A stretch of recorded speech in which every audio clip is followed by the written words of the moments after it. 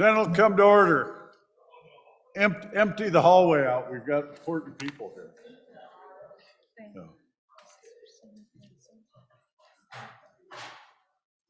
Where did the good senator go? There he is. Come on up here, good senator. So they've got a script for me. I'm going to read it, and then I'm going to say my part. So, great honor and privilege to welcome Senator John Barrasso back to the Wyoming legislature. Prior to being elected U.S. Senate, he's represented the people in Natrona County in the Wyoming State Senate from 2003 to 2007. He is the third ranking member in the Senate Republican leadership as chairman of the Senate Republican Conference and is ranking member of the Senate Energy and Natural Resources Committee. Please join me in welcoming home U.S. Senator John Barrasso.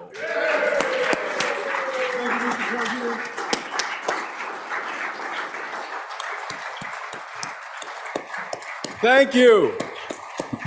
It is so great to be back with all of you. Great to be back in this body where I learned all of my politics, lessons, everything. This is just wonderful to be here and to join all of you today. 20 years ago, this past week, I was standing here taking the oath of office.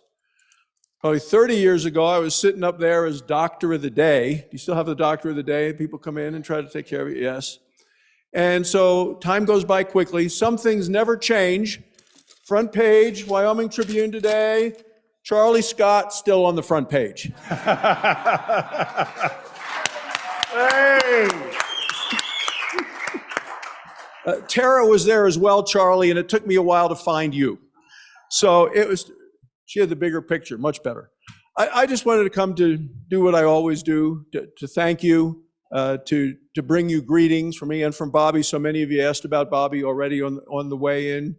She sends you her very best. She wishes she could be here, started another round of chemotherapy.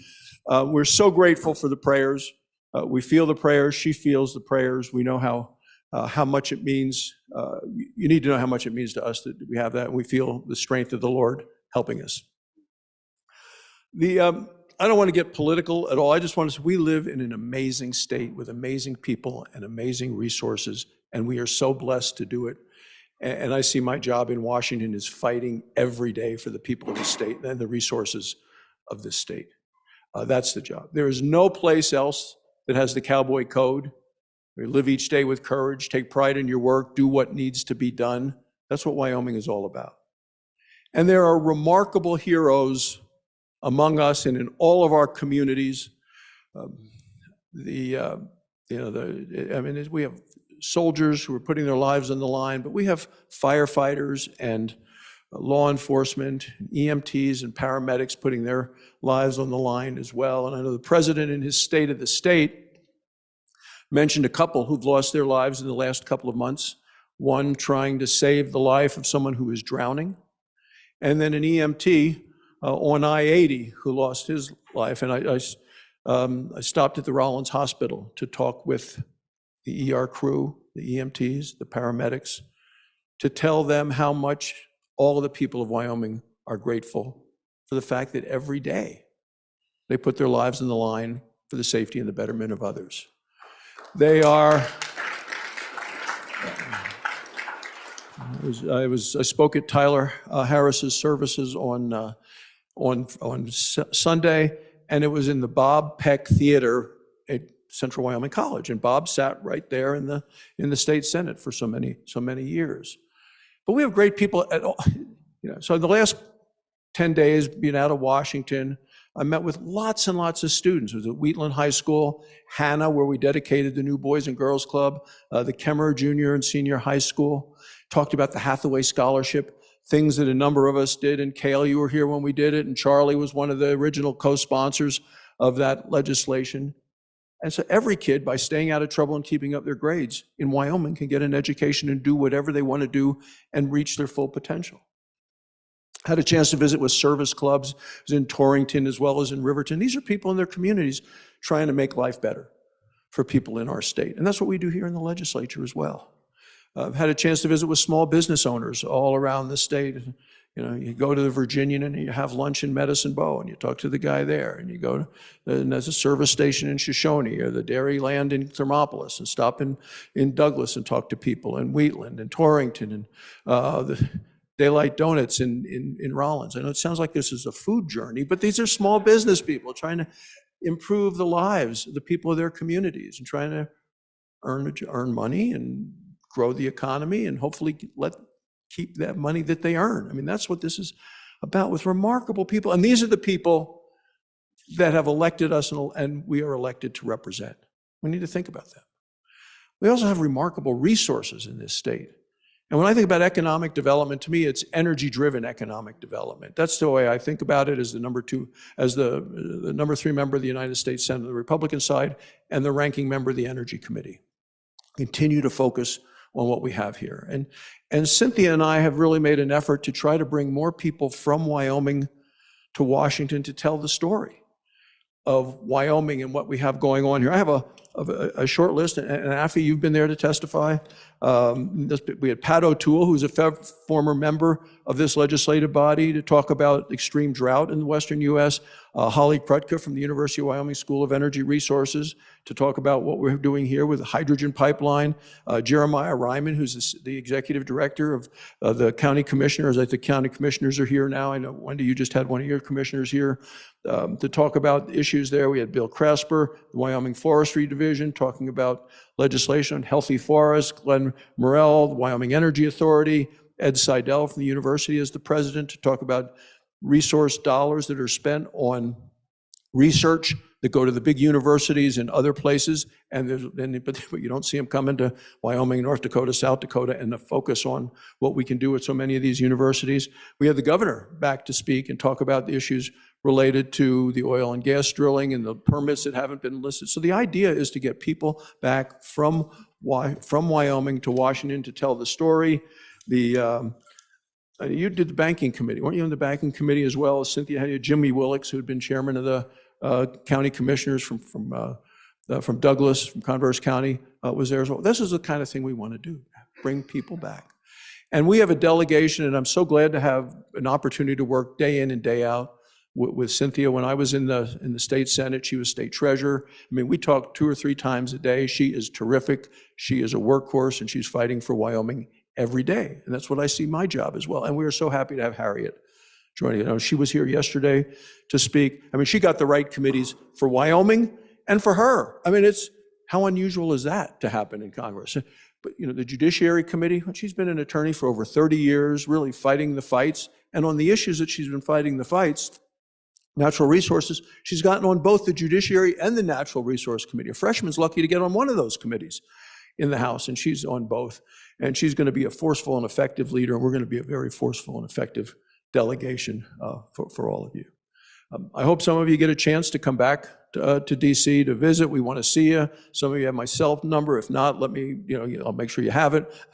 I was at a school, and one of the kids said, "How do you get in touch with the senator?" I said, "My number's in the book." And he said, "Where do you get this book?" So, but we're happy to see you. We had a couple of the 3 members of the state House who came to DC, and they actually didn't have time to come to see me, but they sent, Rachel sent her mom, and the 2 of the other guys sent their wives, and Jeremy from Wheatland sent his kids as well. So I took them on a tour and did a hit on Fox Television. Not as good as when Jim Anderson, I saw you 2 days in a row. Yeah, we started with A, and then, yep, really good. And then Brian, I saw you yesterday. I don't know if we're going in alphabetical order. Anderson, Boner, Kale Case might be next. God, I hope not. Really terrific. But I had these 2 young kids from Wheatland, and they're asking me questions. I said, "Well, I have 2 students here from Wheatland." Boy, they loved it. So, anytime you're back, we want to make sure you get a chance to do that. Let me conclude with this. I don't come to give advice to anybody, to any of you. I don't come here to do that. But as I was leaving the funeral services on Sunday, a young woman approached me, and she had just gotten elected to the town council in her town. And she said, "Do you have any advice for me?" And I said, "Well, when I ran for the U.S. Senate, I said I would do 4 things. That I would show up at home on weekends, show up to vote, stand up for Wyoming people and Wyoming values, speak up for those same people and those same values, and then shut up, because you learn more by listening than you do by talking, and that's what I plan to do right now. God bless you, and God bless Wyoming. God bless these United States of America. Thanks so much for letting me join you today.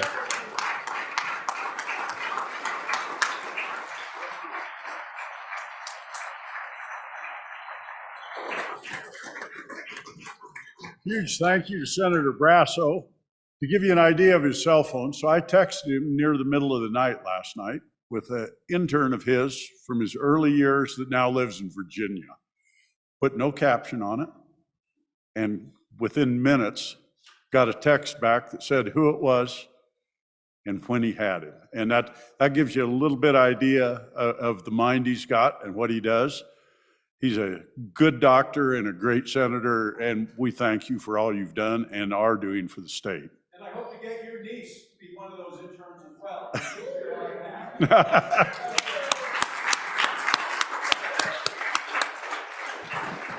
So I'm here to announce it's pinch hitter day in the Senate. We kind of had an interesting morning this morning with Senator Nethercott, and we have past President Phil Nicholas is in the back pinch hitting.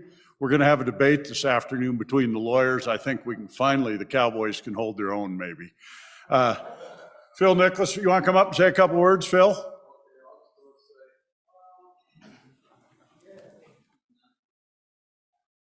Some of us fondly remember him. The rest of us won't talk. That was Barrasso's desk. The thing about Barrasso's desk is there was never a sheet of paper on it, and he cleaned it every night like it was an operating room. You're right. It's because he's got a photographic memory, but there's no clutter in that head, and that's why that speech is the same speech you'll hear every time. It's the same one over and over.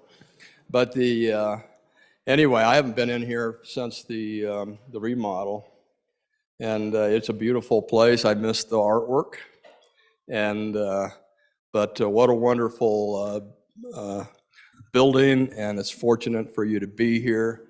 When you can look up at that glass, just admire it. When we were in Jonah, it wasn't very much fun, but it's fun to be back. I came here for lunch. And we had a good lunch. We had a good lunch. It was great down with CSG, but it's good to see all of you. It's good to be here, and I love all of you, but I don't miss being here. Phil, we need some help. We're in negotiations for this very artwork with the University of Wyoming, who's in possession of some of the paintings that need to hang on the wall here. Well, So it's if you could pretty help easy. us, You just say, we'd look, appreciate it. we can do this one of two ways. You can bring it over nicely, or we can take it out of your budget. That's my saying. Easy way or the hard way. Thanks, Phil.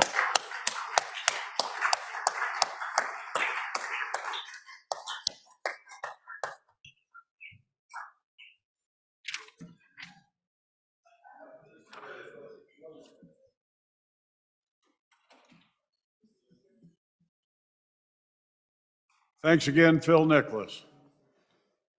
President Nicholas.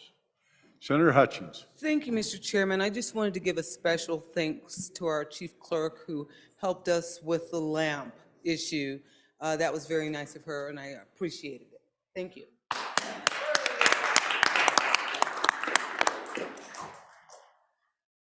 Messages from the House. From the House of Representatives, January 19, 2023, message number 113. Mr. President, the following bills passed the House on third reading by the votes indicated. House Bill number 12, presumptive child support amounts, updated tables, ayes 35, noes 25, excused 2. January 19, 2023, message number 119, House Bill 62, open banking, ayes 46, noes 15, excused 1. From the House of Representatives, message number 114, January 19, 2023. Mr. President, the following bills passed the House on third reading in an amended form by the votes indicated.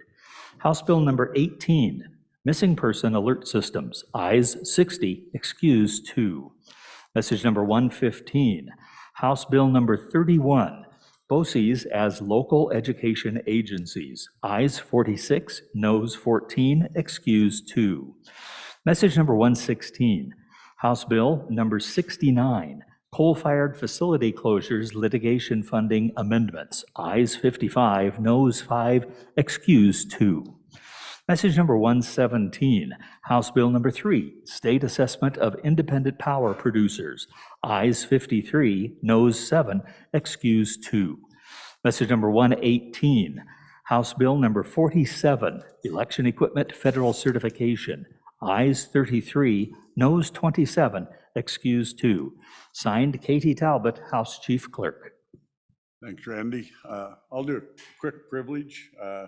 Everybody, my wife's sitting over on the far wall. Please welcome Zanny Driscoll to the Senate.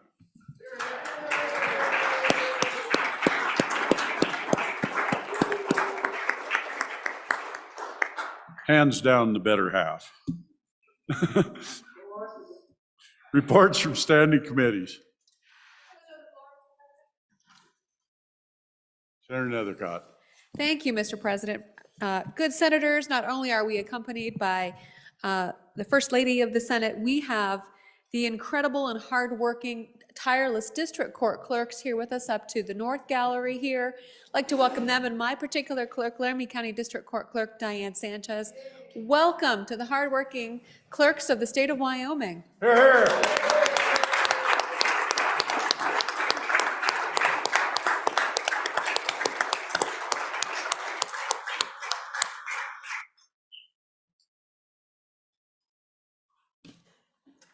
Majority Floor Leader Hicks. Mr. President, I'd like to re-refer Senate File 61, Legislature per diem, to Committee Number 2, Appropriations. Mr. Majority, it has not been read in yet. We're about to do that. You'll get a shot in just a second. Mr. President, that's the first time I've ever got ahead of the chief clerk. It's not the first time you've got ahead of me. Reports from standing committees. January 18, 2023. Mr. President, Committee Number 2, Rules and Procedures, to whom is referred Senate File 61, Legislator per diem, respectfully report same back to the Senate with a recommendation that it do pass amended. Ayes, Senators Driscoll, Grew, Hicks, and Rothfuss. No, Senator Kinski. Senator Kinski, Chairman. January 19, 2023, Mr. President, Committee Number 7, Corporations, Elections, and Political Subdivisions, to whom is referred Senate File 13, Bar and Grill Liquor License Amendments, respectfully report same back to the Senate with a recommendation that it do pass amended. Ayes, Senators Barlow, Boner, Landon, and Scott. Conflict, Senator Case. Senator Case, Chairman. January 19, 2023, Mr. President, Committee Number 7, Corporations, Elections, and Political Subdivisions, to whom is referred Senate File 86, Voter Identification, Concealed Carry Permit. Respectfully report same back to the Senate with a recommendation that it do pass amended. Ayes, Senators Barlow, Boner, Case, Landon, and Scott. Senator Case, Chairman. Senator Hicks. Mr. President, I would like to re-refer Senate File 61, Legislature per diem, to Committee Number 2, Appropriations. Without objection, so ordered. Senator Case. Mr. President, I also have a re-referral. Senate File Number 76, Wyoming Digital Asset Registration Act. I believe it was read in before lunch. Sure. That we added an appropriations there, and we hope you'd send it down to Committee Number 2, sir. It's off to Committee Number 2. Thank you, Senator Case. Mr. Majority Floor Leader, we're at that order of business, consideration of bills on general file.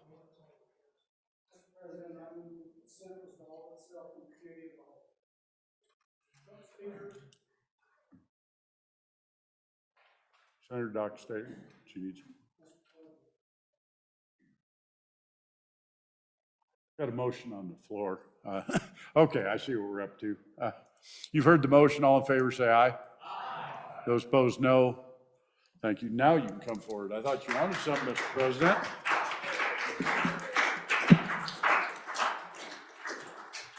I always bow to you. When you stand up, I listen. You showed up to work. Hey. Committee of the Whole come to order. Mr. Floor Leader.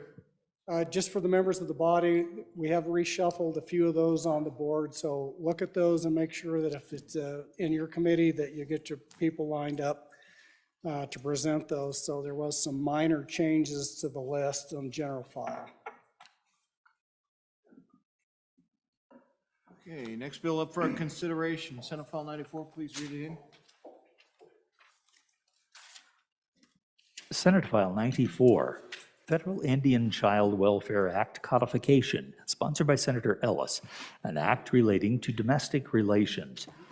It was referred to Committee Number 10, which turned to committee recommendation that it do pass amended.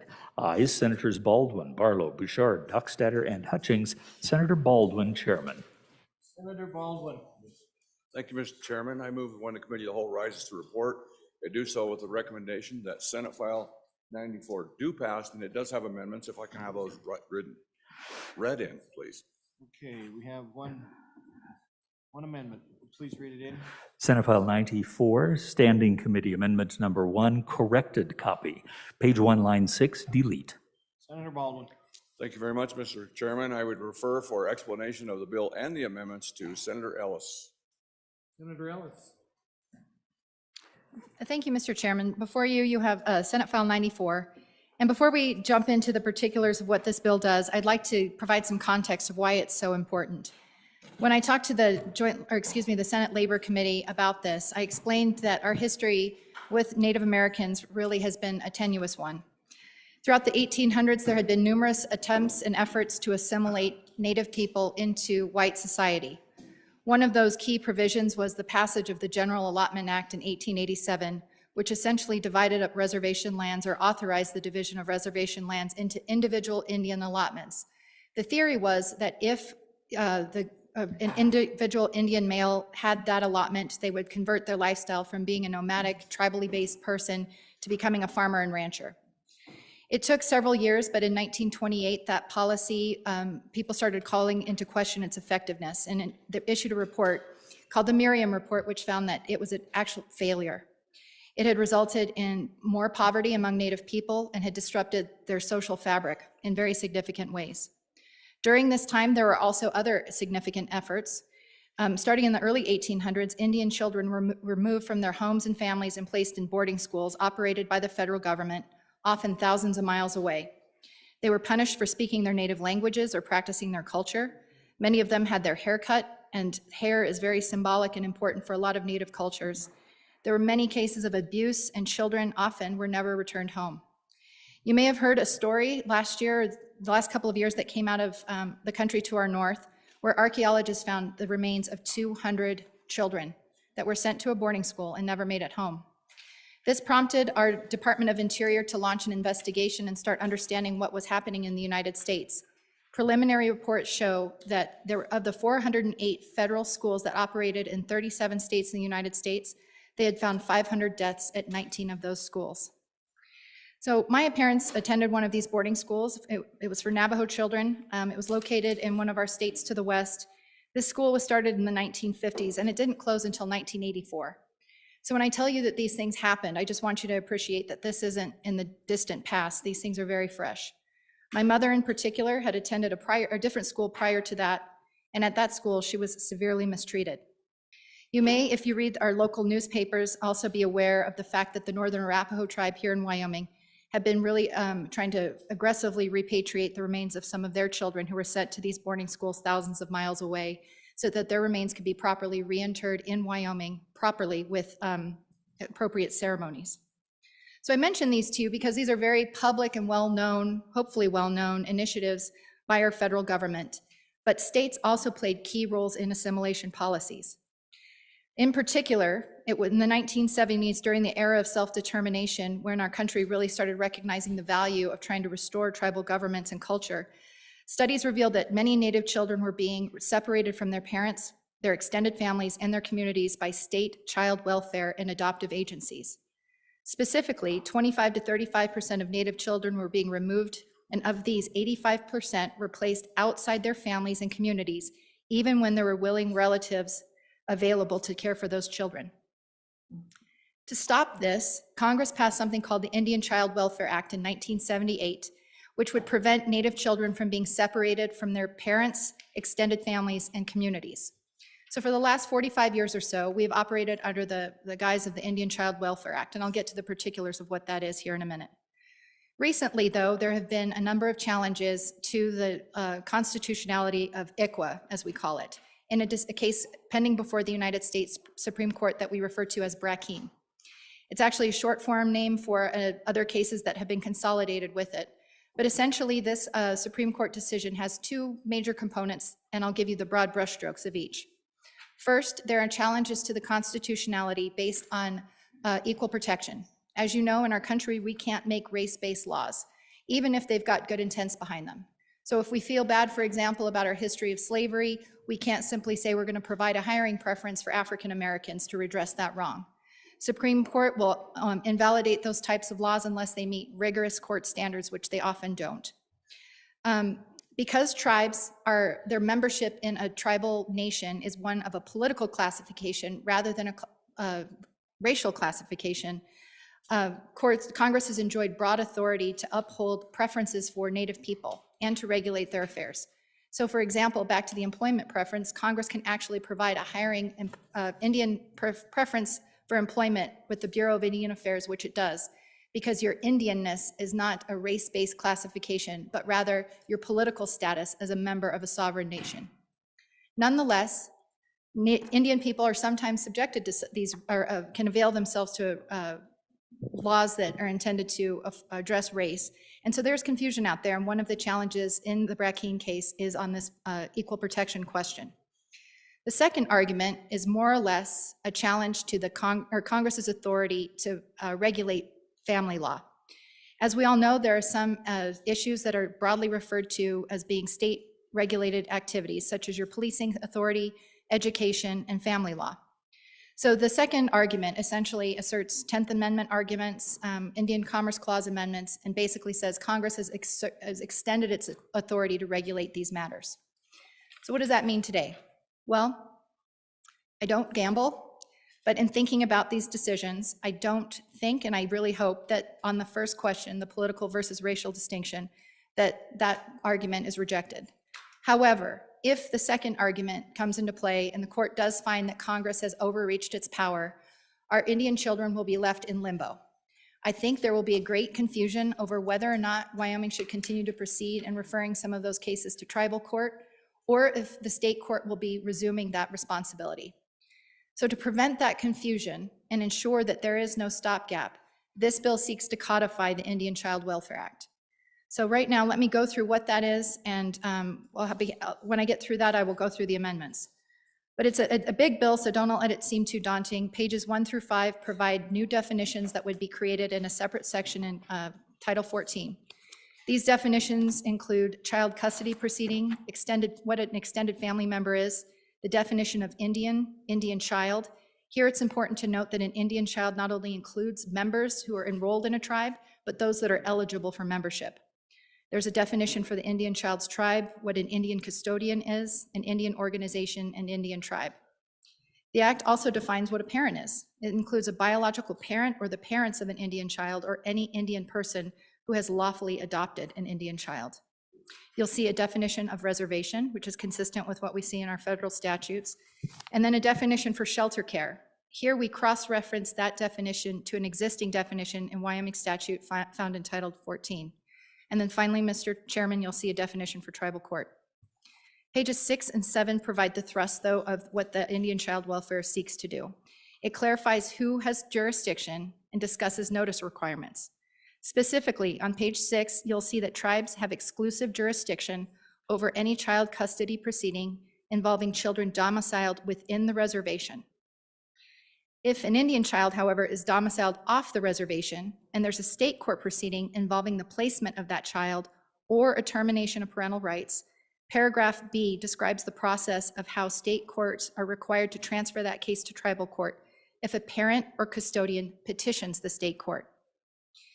Nonetheless, on page 7, if a state court proceeding continues, paragraph C provides that the child's tribe has an automatic right to intervene in that state court proceedings. Lines 11 through 16 clarify that Wyoming will also give full faith and credit to tribal court orders. On pages 7 through 10, this covers matters with involuntary proceedings in state court. Here, you'll see a duty to notify parents and make sure that they know they have a right to intervene in those proceedings. Here, if the state court finds that the Indian parent or custodian is indigent or can't afford an attorney, that the state court will appoint counsel for the shelter care, placement, or termination of parental rights proceeding. This section also talks about the rights of certain individuals to look at and examine reports. And importantly, on page 9, you'll see a discussion about the burden of proof. This is consistent with what's in existing law now. In those proceedings, if they involve a custody matter, the standard is clear and convincing evidence. But if it's an actual termination of parental rights, the standard is beyond a reasonable doubt. Pages 10 through 12 cover matters of voluntary placement.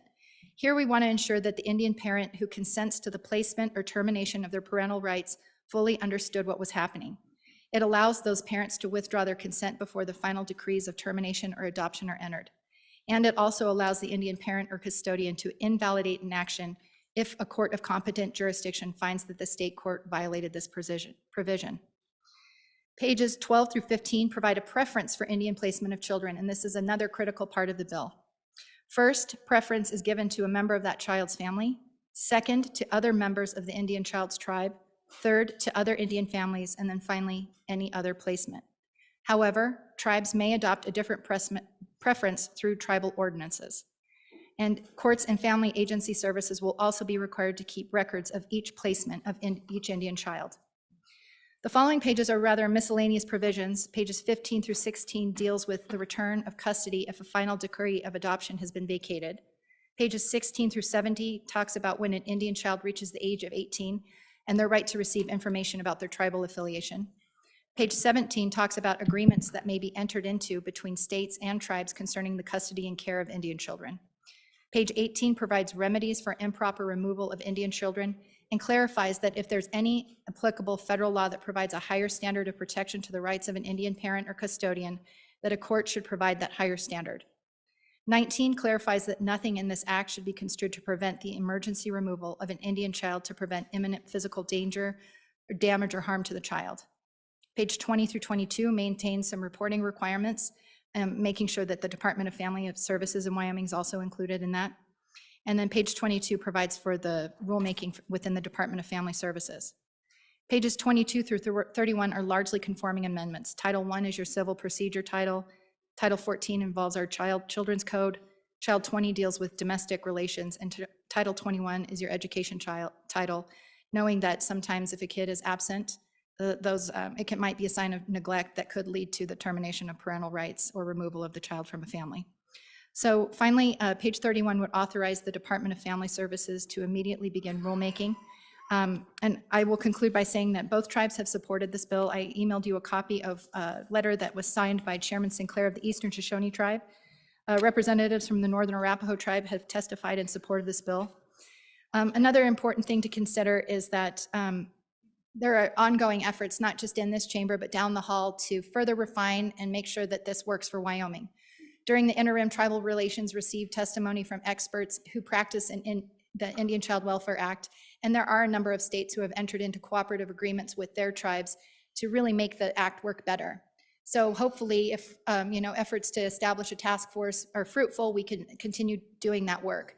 But what this bill does is provide an important stopgap, so there is continuity and there's no break and confusion when it comes to the placement or termination of parental rights cases involving Indian children in Wyoming.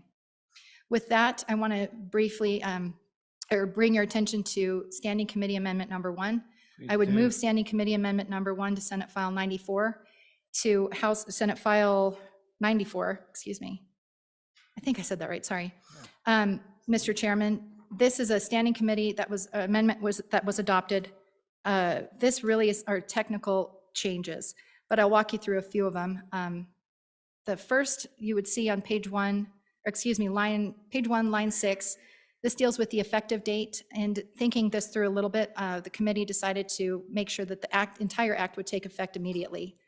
And then the last are largely conforming amendments to make sure that we're understanding that the language used in the act really reflects other statutory provisions in Wyoming law. So they're the same actions, but we just want to make sure that they match up with other areas of the statute. So, and then there was a typo on one of them. So with that, if there are any questions about the standing committee amendment, I'm happy to answer those, Let's but check that. Any questions or if not, comments question on on the the amendment? amendment.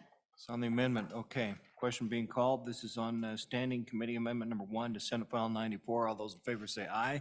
Aye. Those opposed, nay. We're back on the bill. Senator. Thank you, Mr. Chairman. The last thing I'd add is when I asked for this bill draft, I was very specific with our Legislative Service Office that I didn't think this bill should reflect any of our policy preferences, certainly not any of my policy preferences.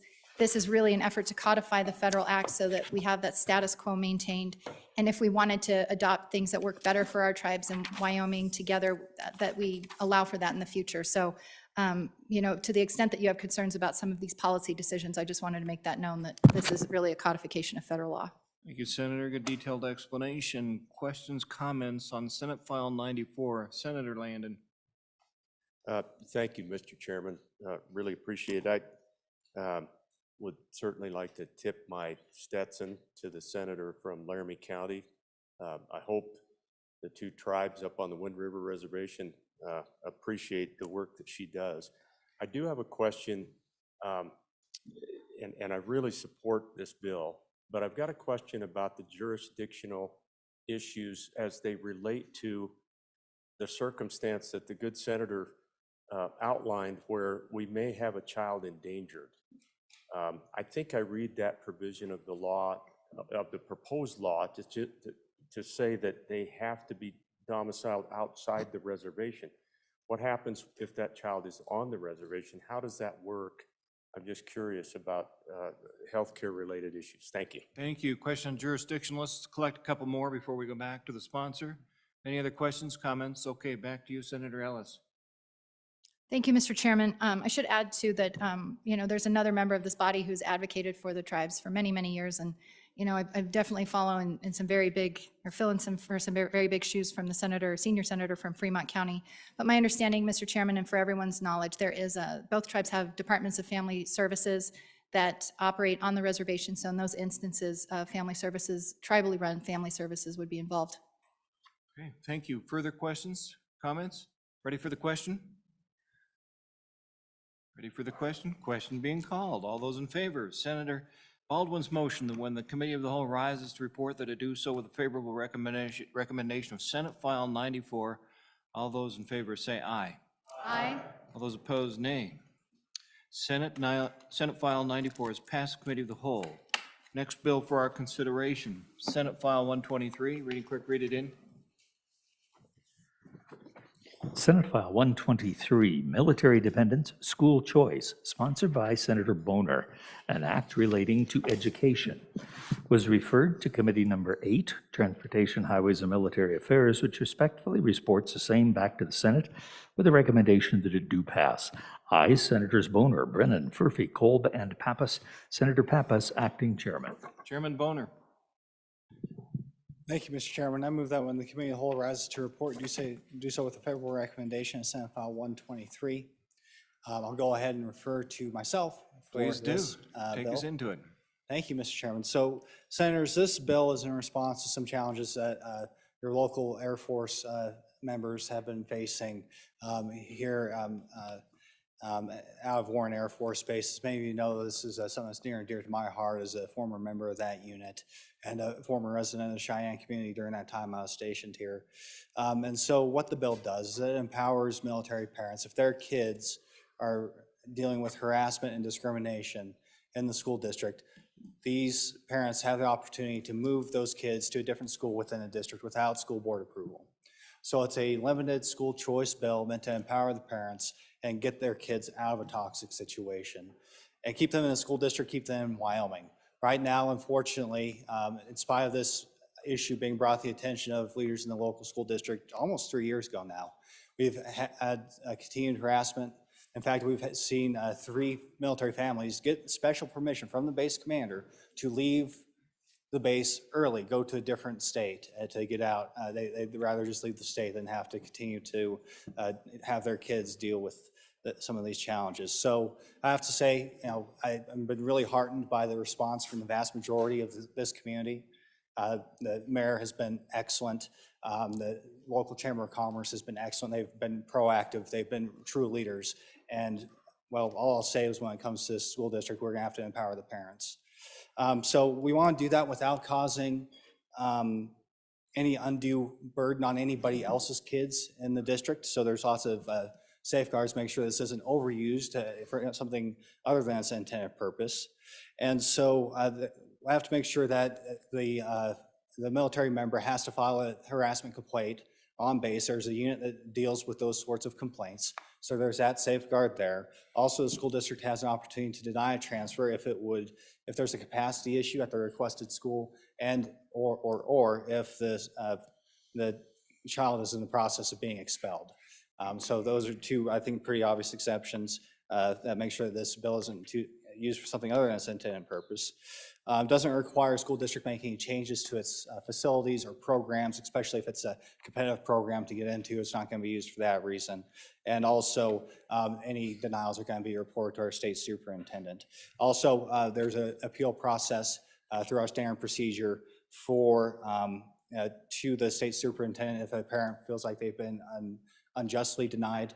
There's provisions in the bill for that. So, Mr. President, that's the bill. I won't go line by line, but that's my best attempt to empower these parents who already deal with a tremendous amount of stress, a tremendous amount of responsibility. I can tell you it's the hardest thing I've ever done in my professional life, hands down. It was my 5.5 years over on active duty over there.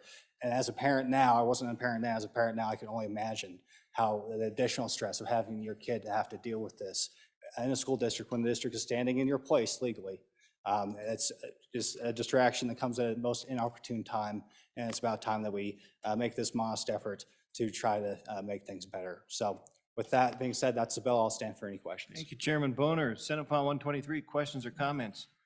Questions or comments? Ready for the question? No. Whoa, there we go. Okay. Senator Rothfuss. Thank you, Mr. Chairman. Mr. Chairman, I do have a question, and I understand the challenges, and I understand that our schools have bullying, we have challenges in schools, we have harassment, and we have a need to transfer from school to school unquestionably.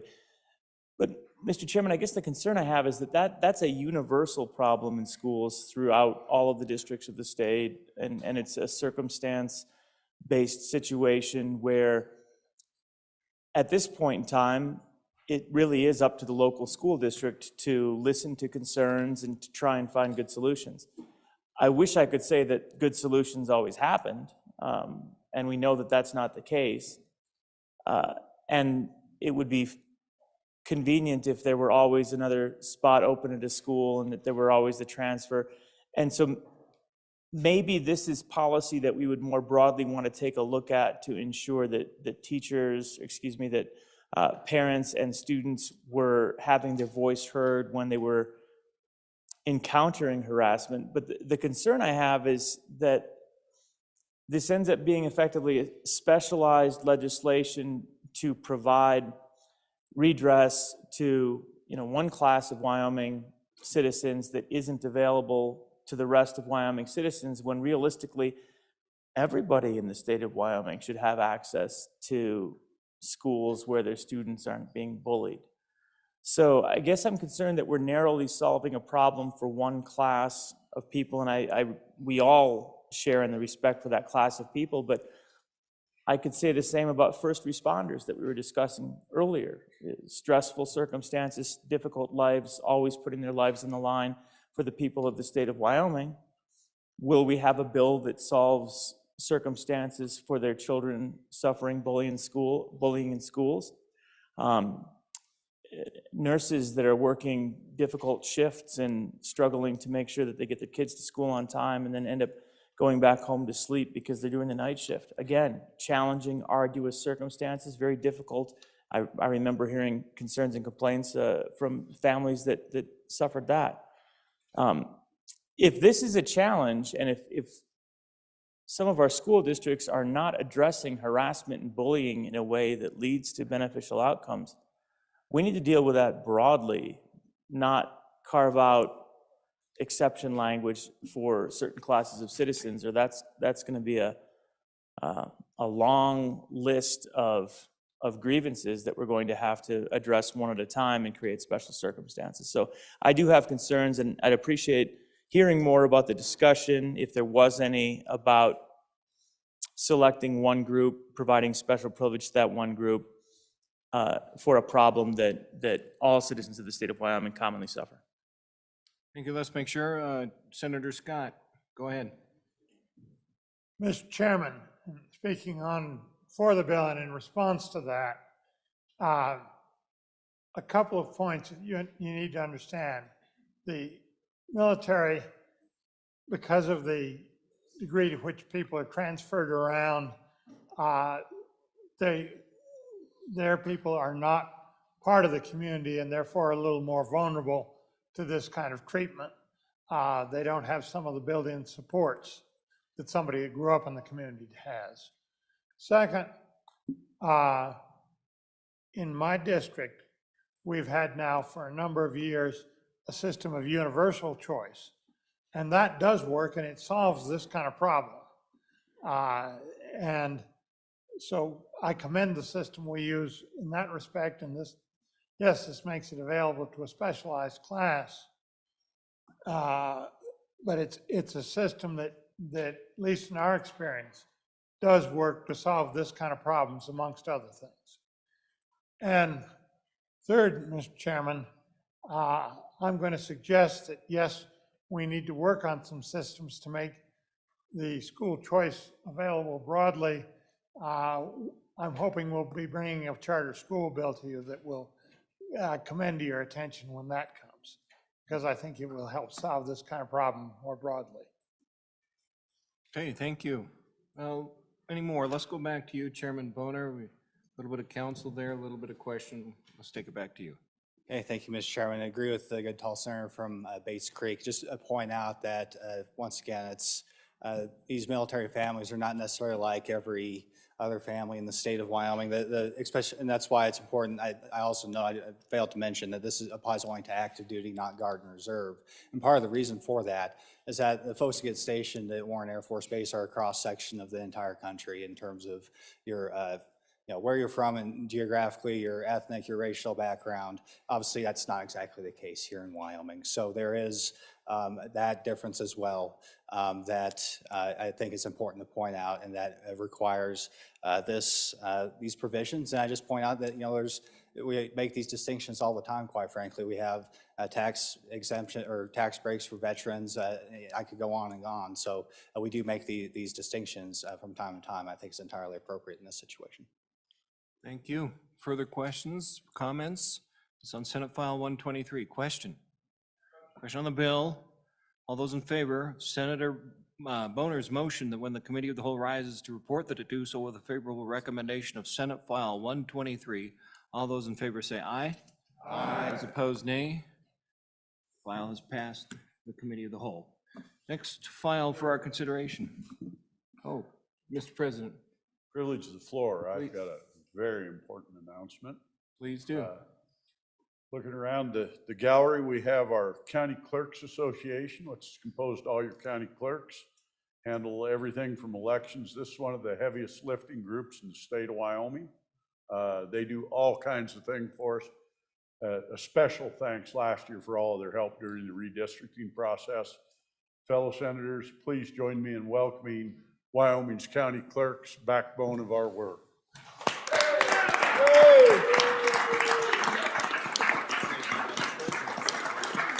What's that? We have a bunch of treasurers here too, did I hear?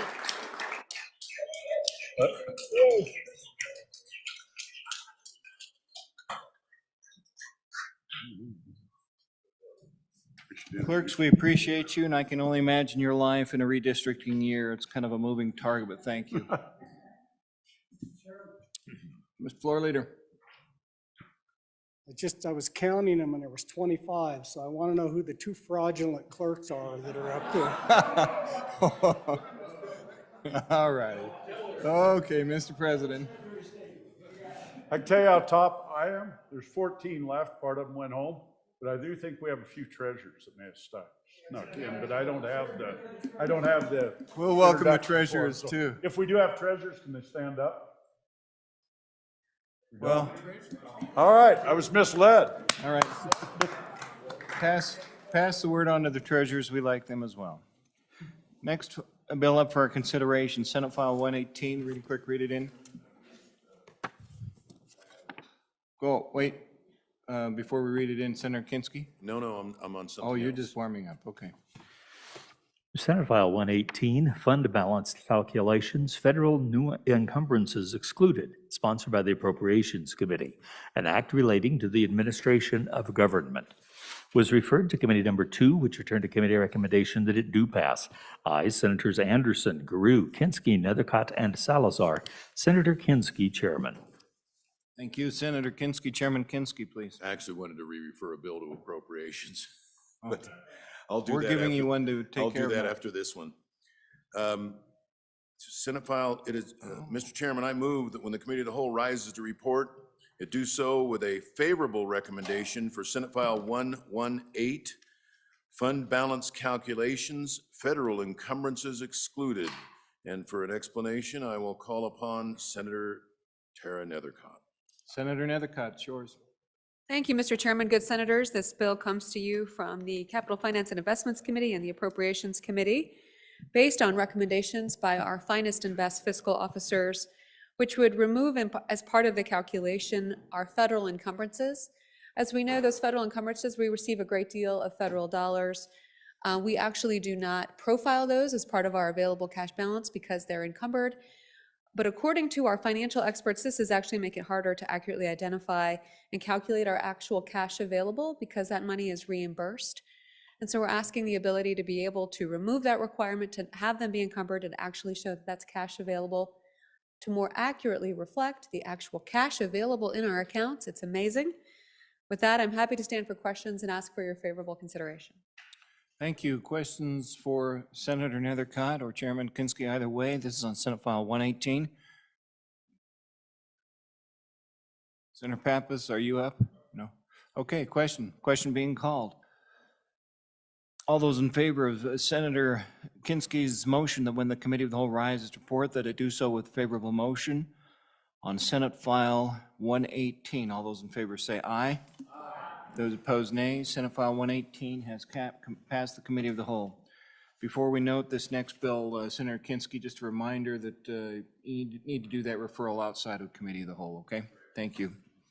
All right, next bill up for consideration, Senate File 40. Reading clerk, read it in. Senate File 40, Federal Political Action Committee's Reports, sponsored by Senator Case, an act relating to campaign practices, was referred to Committee Number 7, which returned a committee recommendation that it do pass. Ayes, Senators Barlow, Boner, Case, Landon, and Scott. Senator Case, Chairman. Chairman Case. Thank you very much, Mr. President. I move that when the Committee of the Whole rises to report, that it do so with a do pass recommendation on Senate File 40. And I'd like to explain the bill to you, Mr. Please do. President. It's not a product of the Corporations Committee interim work, but it was addressed in the interim. We heard about this at our last meeting. It relates to the election that occurred in Wyoming in the past year. We found out about some election abuses, Mr. President, or Mr. Chairman. It involved a organization that was registered as a federal political action committee and was purportedly involved in federal activities. Well, the organization actually strayed and was very involved in state political action committee events. They worked to influence elections. They got involved all the way down to the precinct level in one particular county and region of the state. And when it was actually, I think, the county clerk in that county that pointed this out to us. And we tried to figure out a way to fix the problem, because Wyoming law says that if you are an organized entity and you participate in a Wyoming election, you have to file the same reports that everybody else does. It's a pretty clear thing. The only persons that get out of it are individual expenditures. And Mr. Chairman, this entity was making expenditures that if they were a Wyoming entity, they would have to file reports. But they were attempting to elude filing the reports by registering as a federal entity. And the truth is, there is an exception in Wyoming law for organizations that exclusively participate in influencing a federal election. And the reason it's an exception in Wyoming law is because they have to file federal reports. And these are where you have an organization for, say, federal senators or House of Representatives. But Mr. Chairman, what this bill does is goes into the existing exception for activities related to federal elections. And it says, if you are also involved in a state election, then you have to file in the state. So, and remember, this is, it starts at the bottom of page 1, lopes over into page 2, and the existing language is the exception. It says candidates for federal office, campaign committees for candidates for federal office, and federal political action committees shall not be required to file contribution expenditure reports under this section if the candidate or the committee is required to comply with federal election law reporting requirements. That's exception that exists.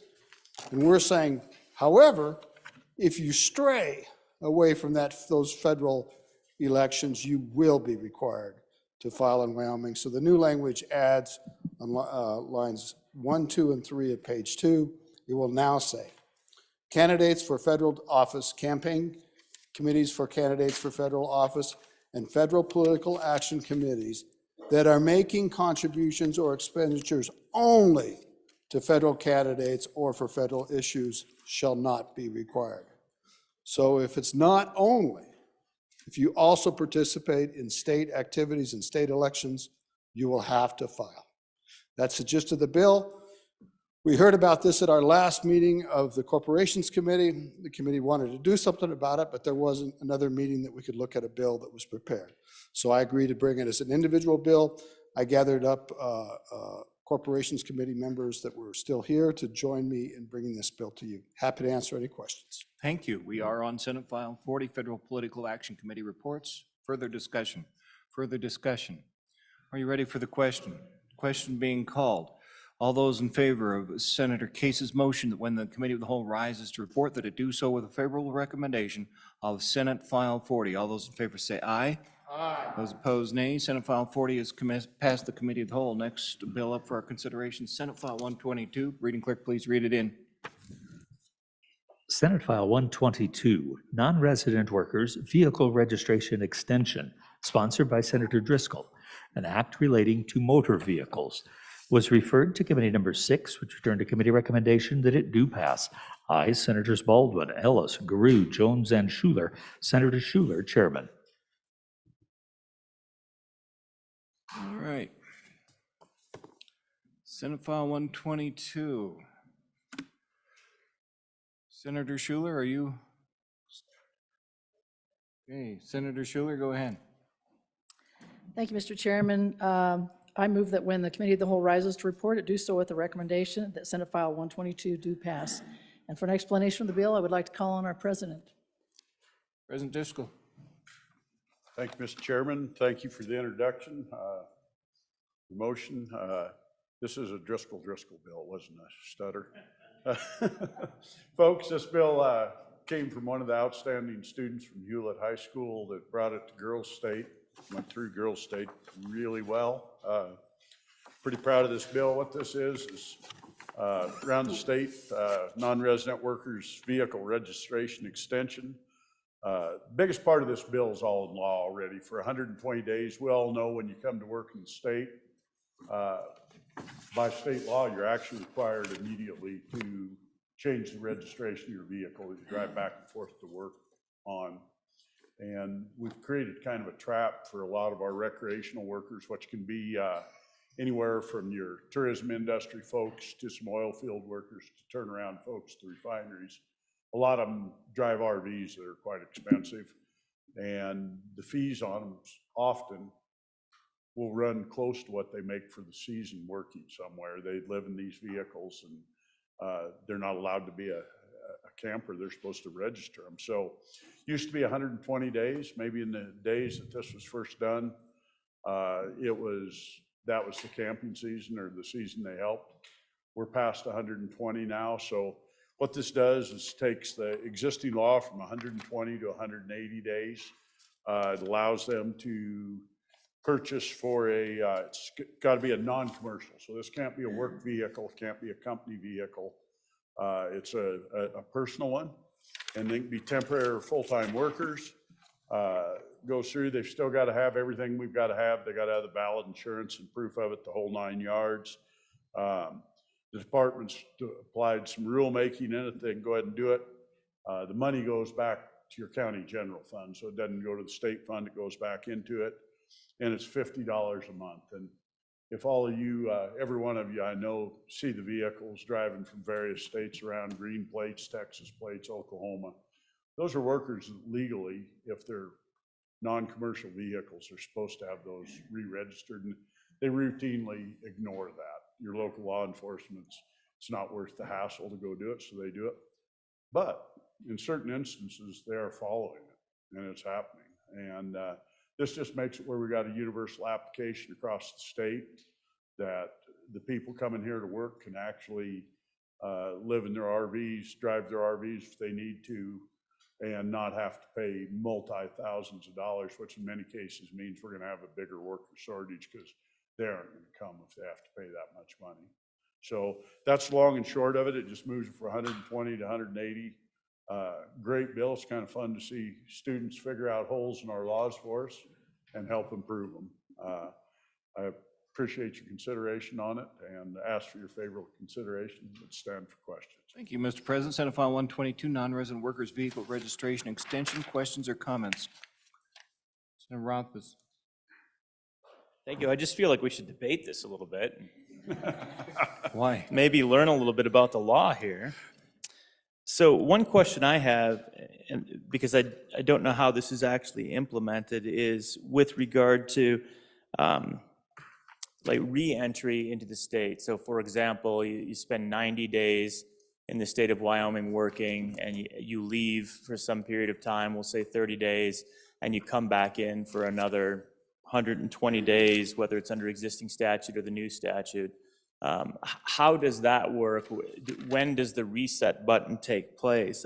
I don't get the sense that it's in a calendar year or anything along those lines. It seems to imply, as I read it, that it's kind of a consecutive days circumstance. Is that something that's statutorily clarified, or is that something that maybe should be contemplated? Further questions before we go back to the sponsor? Further questions or comments? Back to you, Mr. President. Tough one. Let's pick our bill up, go to page 2. Shall not exceed 180 days per vehicle. So you can come and go as you want, but you can't exceed 180 days in a year. That's kind of the last line of the bill on it. And they issue a sticker. I've got one in my hand, but it takes approval of the President of the Senate to use a prop, so I won't use it. They're actually out there, and it allows rulemaking in the process. So if we're getting abuses to it or problems, by the way, there's been no problem with the stickers. I'm guessing that they've got them from 20 years ago, because I'm not sure I've ever seen one of them in use. But I do know of actual cases that in the last year, there's been vehicles stopped and told that they were going to get fined and going to have to go register their vehicles. So we're trying to fix something that's on the ground that's actually happening. Thanks for the good question. Thank you. Any further questions? Ready for the question? Question being called. All those in favor? Senator Driscoll's, Senator Schuler's motion that when the Committee of the Whole rises to report that it do so with a favorable recommendation of Senate File 122. All those in favor say aye. Aye. Those opposed, nay. The file has passed. It's passed. That'd be one in every crowd. Next bill up for our consideration. Senate File 67. Reading clerk, please read it in. Senate File 67, Multipurpose Vehicles, Disabled License Plates, sponsored by Senator Schuler, an act relating to motor vehicles, was referred to Committee Number 8, which returned a committee recommendation that it do pass. Ayes, Senators Boner, Brendan, Furphy, Kolb, and Pappas. Senator Boner, Chairman.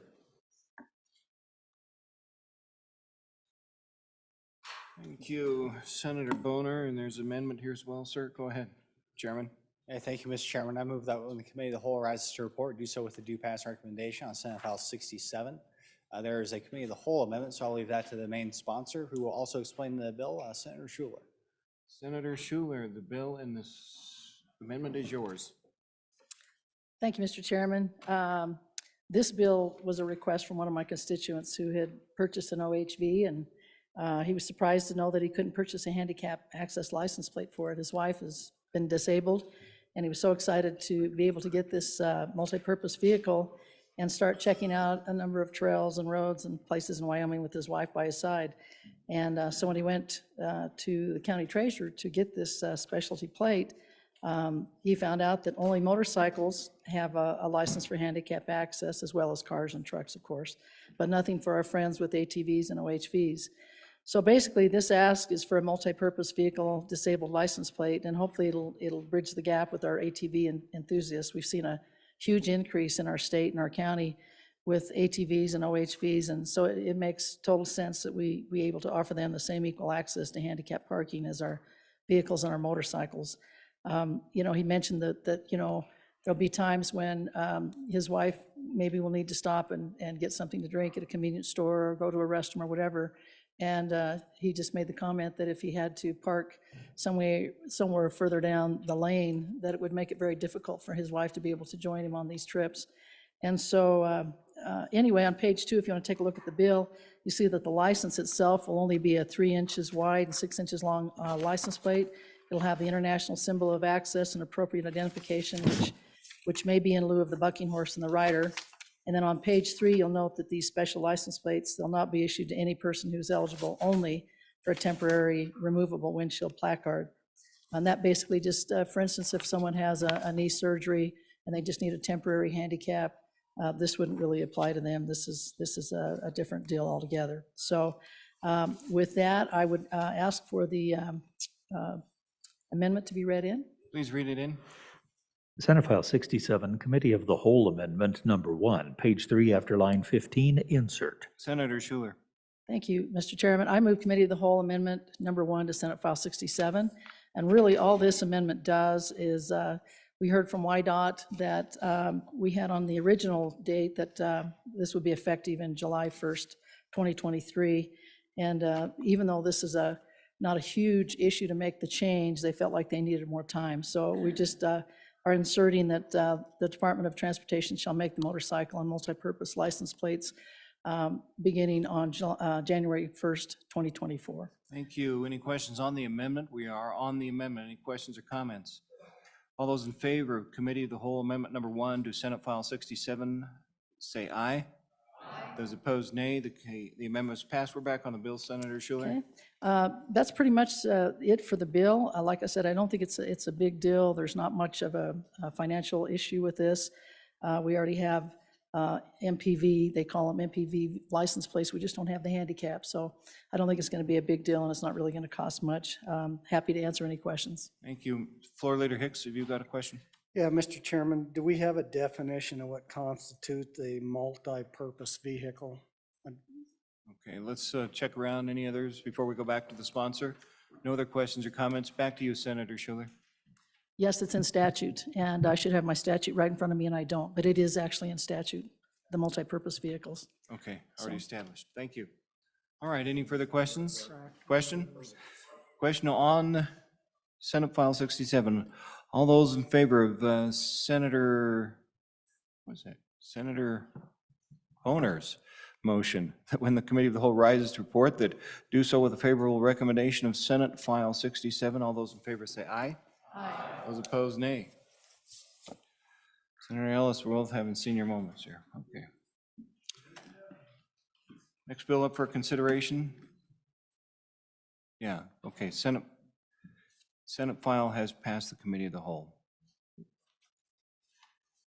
Next bill up for consideration, Senate File 13. Read it in. Senate File 13, Bar and Grill Liquor License Amendment, sponsored by the Corporations Committee, an act relating to alcoholic beverages. was referred to Committee Number 7, which returned to committee recommendation that it do pass amended. Ayes, Senators Barlow, Boner, Landon, and Scott. Conflict, Senator Case. Senator Case, Chairman. Senator Case. Mr. Chairman, thank you. I move that when the Senate rises to report that it do so, or when the Committee of the Whole rises to report that it do so with a do pass recommendation on Senate File 13, Bar and Grill Liquor License Amendments. There is a standing committee amendment. I'd ask it to be read in at this time. Please read in the amendment. Senate File 38, Standing Committee Amendment Number 1, page 2, line 20, delete. Senator Case. Mr. Chairman, I would move the Standing Committee Amendment Number 1 to Senate File 13. Mr. Chairman, this was a product of your joint interim Corporations Committee work. It ended up involving Senate File 13 is a bar and grill license. There's another bill that we had that involved a tavern and entertainment license. You'll see that we had a member of the committee, he happens to be a freshman, but he really jumped up to work on this and was able to bring the parties together, and he's going to finish the explanation of the bill. But before that, I'd like to announce that I do have a conflict. Of course, we all know I have a liquor license, very fine establishment in Wyoming, and you'd be welcome to join me there sometime. But with that, I'd ask that I'd yield to Senator Barlow, the new freshman. Senator Barlow, freshman in the Senate. Go ahead. Thank you, Mr. Chairman, members of the body. So I bring you Senate File 13, and as the good chairman of Corporations Committee said, this is a merging of Senate File 12 in the concepts of Senate File 12 into Senate File 13. So for Senate File 13, colleagues, is existing law, the bar and grill licenses. As you know, we have multiple types of licenses in Title 12, which is our liquor license, our liquor code. And the interest here is there are many communities, I think there are 8 in total in the state of Wyoming, including the one that the capital resides in, that are completely out of and do not have any bar and grill licenses available. So there was a discussion between that association that deals with the licensees and the municipalities about how can we get more licenses out there.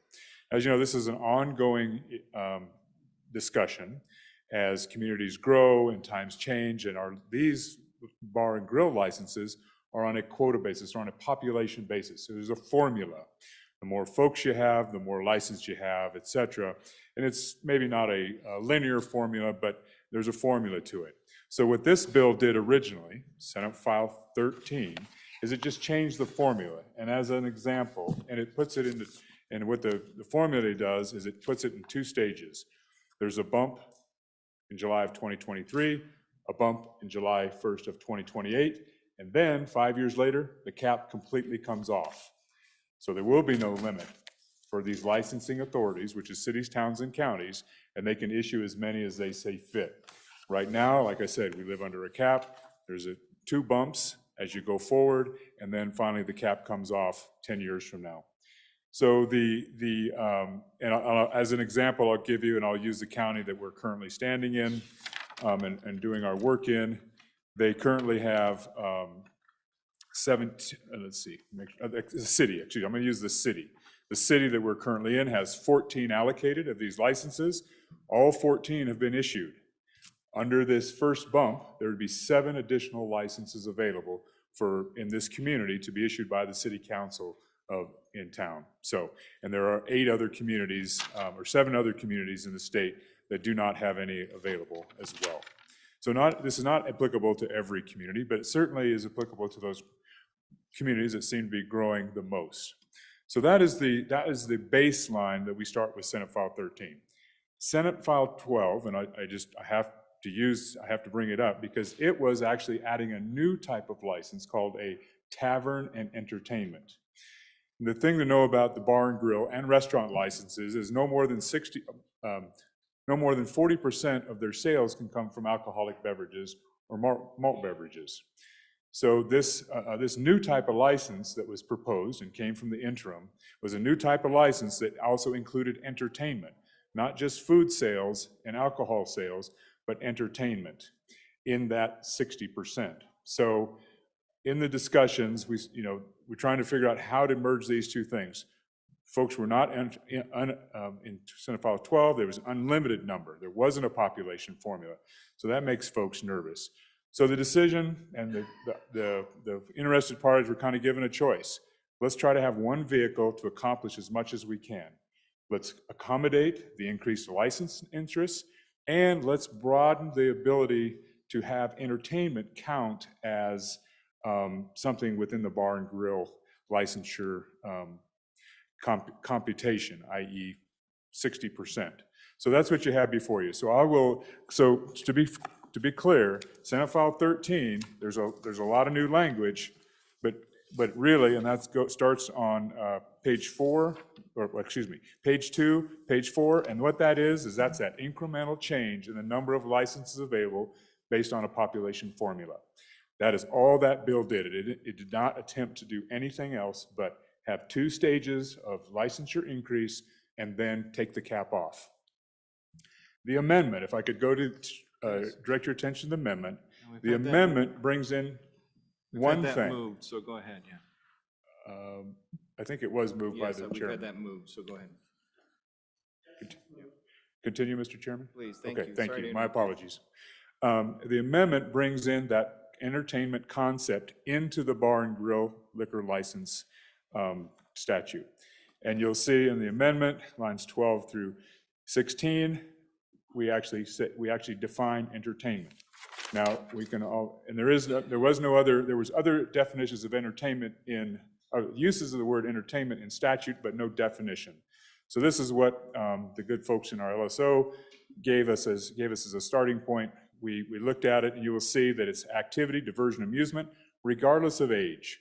And what we're trying to get to here is these can be family things, where you take your children and enjoy rolling a ball down a hardwood lane, or watching a cinema presentation or whatever.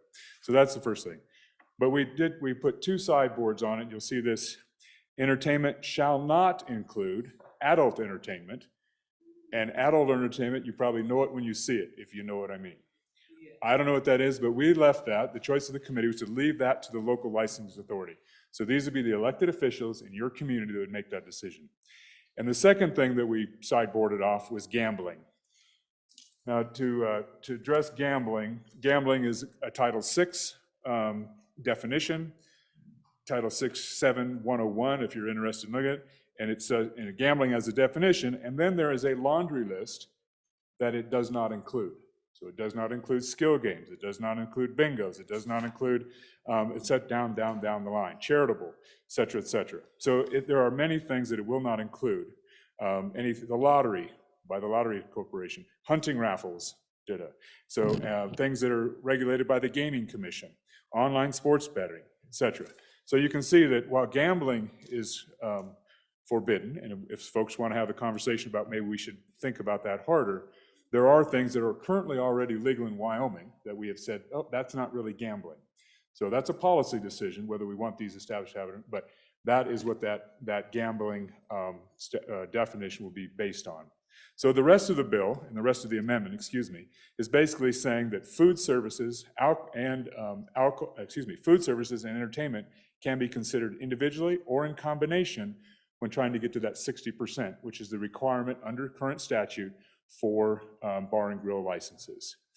And so there's some of that. We account for it, the bottom of the page and the bottom of the page of the amendment. I thought there was 2 pages to the amendment.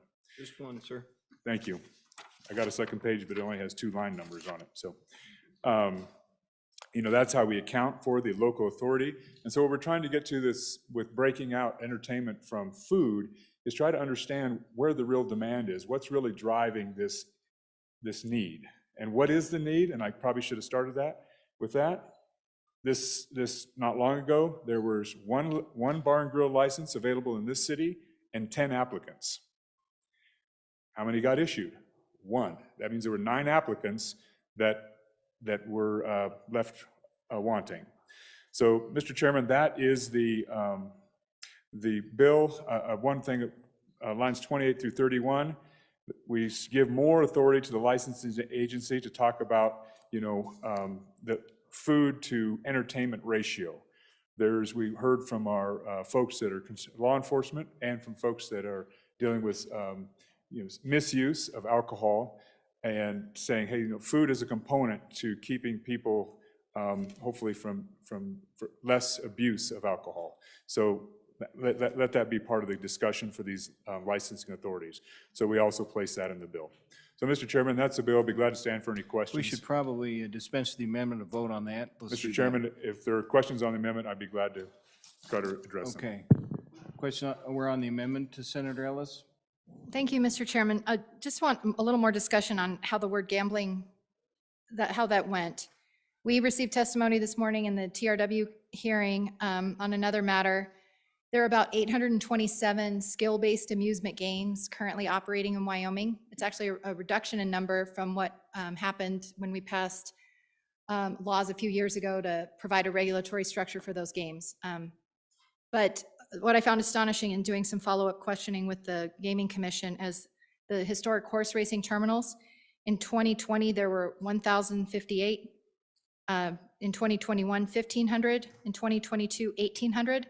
In 2023, 2,272. So we have more than doubled the number of historic horse racing machines in Wyoming in the last few years. And so I do, I guess, have some concern that this license, when my understanding of the conversation was, certainly living in Cheyenne, having more places that are family friendly, where we're doing things like axe throwing and all those kind of games, very safe games, but nonetheless, like more family friendly. And I'm just wondering how these two concepts are supposed to merge because they seem to be incongruous. Thank you, Senator. Further questions on the amendment? Further questions? Right back here behind you, sir. Go ahead. Senator Hutchins, go ahead. I had a constituent call me on this bill, and he was concerned about it. So I was just wondering, did you get any negative feedback from Clarification, community? we're on the amendment. Maybe we should just I'm dispense of sorry. that. Yeah, let's. Thank you. My bad. Yours was more amendment related. Let's have you address We'll that ask it amendment again. question, and then we'll put it back on the bill. Go ahead, Mr. Chairman Barlow. Thank you, Mr. Chairman. So the gambling sideboard was actually brought to us by the proponents of the original bill. We were going to add entertainment into this bill, i.e. take the passenger out of one car and put them in the other car. They wanted some sideboards. Adult entertainment, they felt very strongly about, and the gambling. Now, if we want to actually be more prescriptive or limit other things, we can do that. But the good chairman of former chairman of TRW, because she's had so much experience with the gaming and in gambling in context of the larger definition, is certainly right. We are seeing changes in numbers, et cetera. They're operating with maybe a restaurant, they may be operating with other type of licenses. The way so I appreciate that we may see more expansion. Obviously, the skills games, they have limits per location. There's other parameters and constraints on them. I guess I'd go back to, we, in this bill, if this amendment were to be adopted, the licensing authority should consider the level and appropriateness, so of food services and entertainment sales. If we want to go further and say, and the types of non-gambling that may be allowed, I'm sure that I would be very open to that. So if we want to put another, be more specific about a sidebar, about the gambling sidebar, I think that would be quite appropriate. Thank you, Mr. Chairman. Thank you. All right, we're on the amendment. Senator Kolb? Oops, sorry. Go ahead. Thank you, Mr. Chairman. Just a little clarification on the amendment when it comes to this gambling thing. My understanding was that skill games are not gambling. So this clarification there, exactly what we mean, and maybe helped that. And then secondarily, is shooting marbles and picking up jacks, is that considered entertainment if the authority having the jurisdiction to consider that would accept it? I mean, just what are we exactly talking about? If we could be a little bit more clear on what the local authorities' leeway is, because it appears like they could pretty well say whatever they wanted to. Thank you. Thank Mr. you, Chairman. Senator. Anything else on the amendment before we take it back? Let's go back to President Driscoll.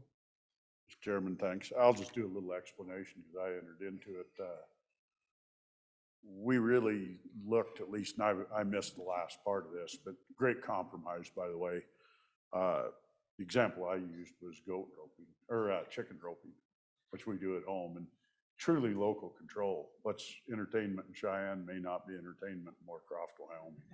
So we kind of let the local authorities decide what they thought it was, and it could be Jack's if that's a big event. It's kind of interesting, the things that happen in different communities is considered entertainment. And I really am a strong believer in the local control on this one, whatever they have locally, because it really is wild when you get across the state what happens in some of these establishments. And a lot of them, they want their kids out. And that's part of what this does, is it allows it so you've got some flexibility. So I think it's a great compromise myself. Thank you, Chairman, or Senator Barlow. Do you want to address more on the amendment then, before we call for a question on that? Yeah, there we go. Go ahead.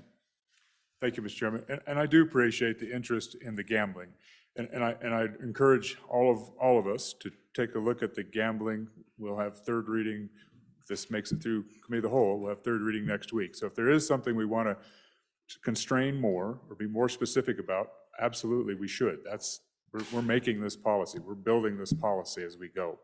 So, but the definition of gambling is, risk property for gain contingent on chance of a device or an outcome, an event, including a sporting event, etc., but does not include the following. And that's where I'd encourage you all, it's almost 2 pages, at least in this form, 3 pages in this form of items that are not considered gambling under current statute. Under current statute, they could happen whether you had a liquor license or not, these activities could occur. So what we're saying is that these activities can occur under the title of entertainment and count toward the 60%, which qualifies you to have a bar and grill license. If you don't do the 60%, then the only way you can actually serve alcohol above 60%, then you have to have a retail license, whole different category of license. So I'm certainly open to, if there's folks that have concerns, but I'd reference you to 67101, the definition, and then we can go from there. Okay. Thank you, Mr. Chairman. Let's take care of the amendment unless there are more questions. Question on the amendment. All those in favor of Standing Committee Amendment Number 1 to Senate File 13, say aye. Aye. Those opposed, nay. Amendment is passed. We are back on the bill, Senate File 13, Bar and Grill Liquor License Amendments. Any further discussion or questions? Any further discussions or questions? Senator Hutchings. Thank you, Mr. Chairman. Sorry about the interruption on the amendment.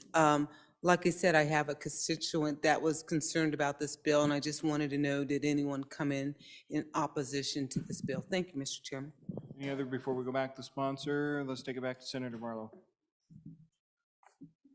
Thank you, Mr. Chairman. So I don't know that I heard any concerns about Senate File 13.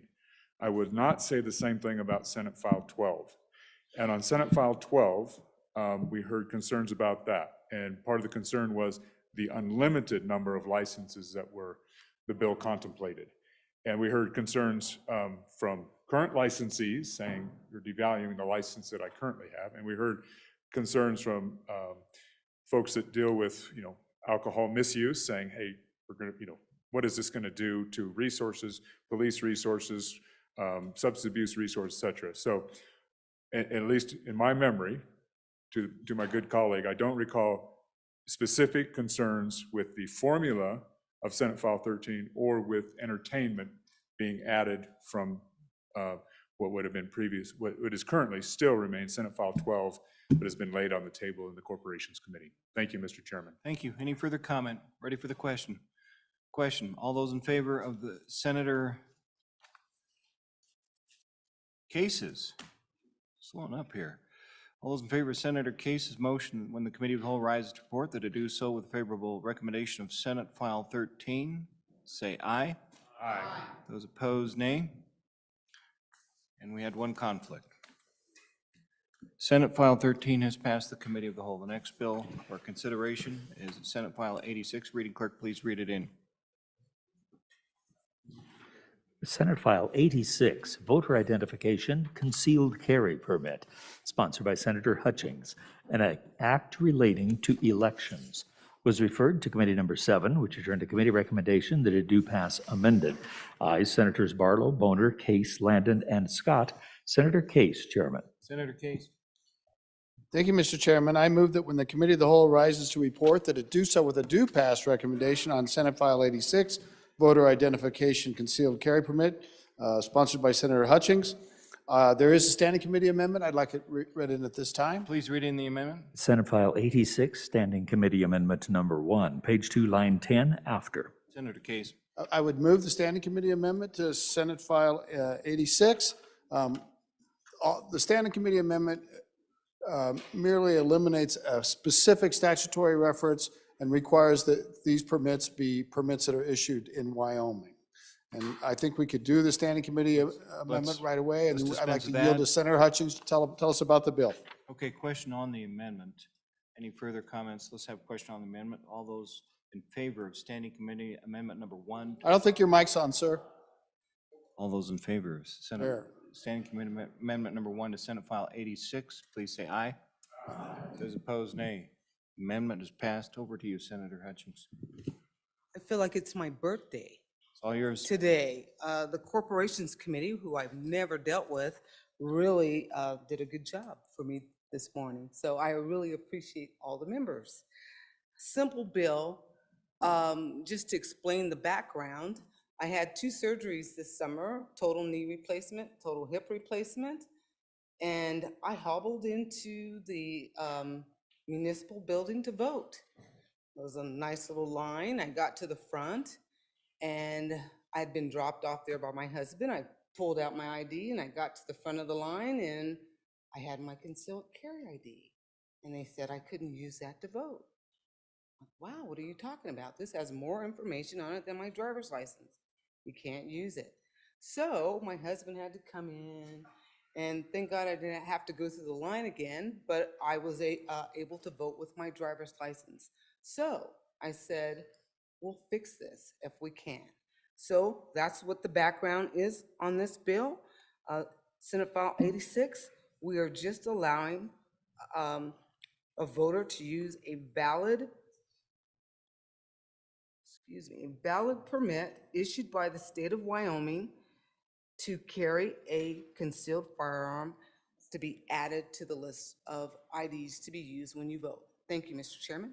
Thank I you. stand for any questions? Thank you. Questions or comments? Over to Senator Biteman. Thank you, Mr. Chairman. On and in support of the bill, I was glad to see the bringer bring this bill because I was approached as well about this on election day. I received probably, I think, 2 text messages and a phone call from 3 different precincts in my district from people asking this exact same question. And one of them said, well, Senator Biteman, that's a good bill draft idea for you, isn't it? So I'm glad, I applaud the bringer of the bill for bringing this. This does close that loophole. And like she said, the concealed carry ID is more than sufficient to meet our voter ID requirements, and it should be added to our statute. So on and support. Thank you, Senator. Senator Case, and then up to Senator Kolb. Mr. Chairman, also in full support of the bill. I think it might be useful just to explain the ID requirement in Wyoming. You actually need your ID twice.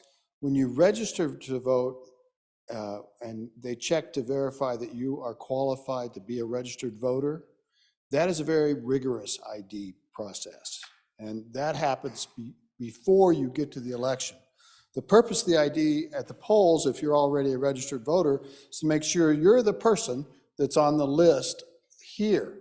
So it's not quite as rigorous. Certainly this ID more than qualifies. It is probably better than a driver's license, but we allow lots of different IDs like tribal ID and things to verify that you are the person that is on this other list that has been rigorously ID'd. I hope that's helpful and full support of the bill. I think the sponsor's done a great job. Thank you, Senator Kolb.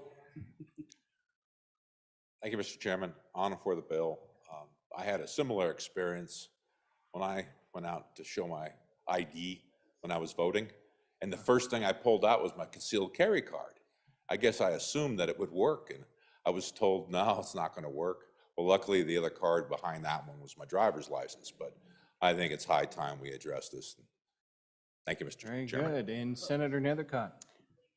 Mr. Chairman, thank you. I guess we need to pay more attention to the bills we pass out of this chamber because it very expressly listed those forms of ID. Certainly stand in support of the bill like all 31 members in the room, no doubt. Thank you, Senator Nethercott. Any further questions? All right, question on the bill.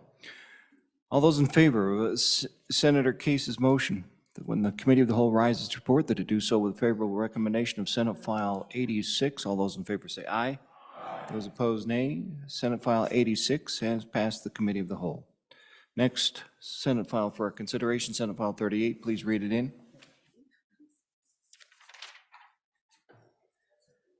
Senate File 38, Special License Plates Organ Donation, sponsored by Senator Schuler, an act relating to motor vehicle license plates. It was referred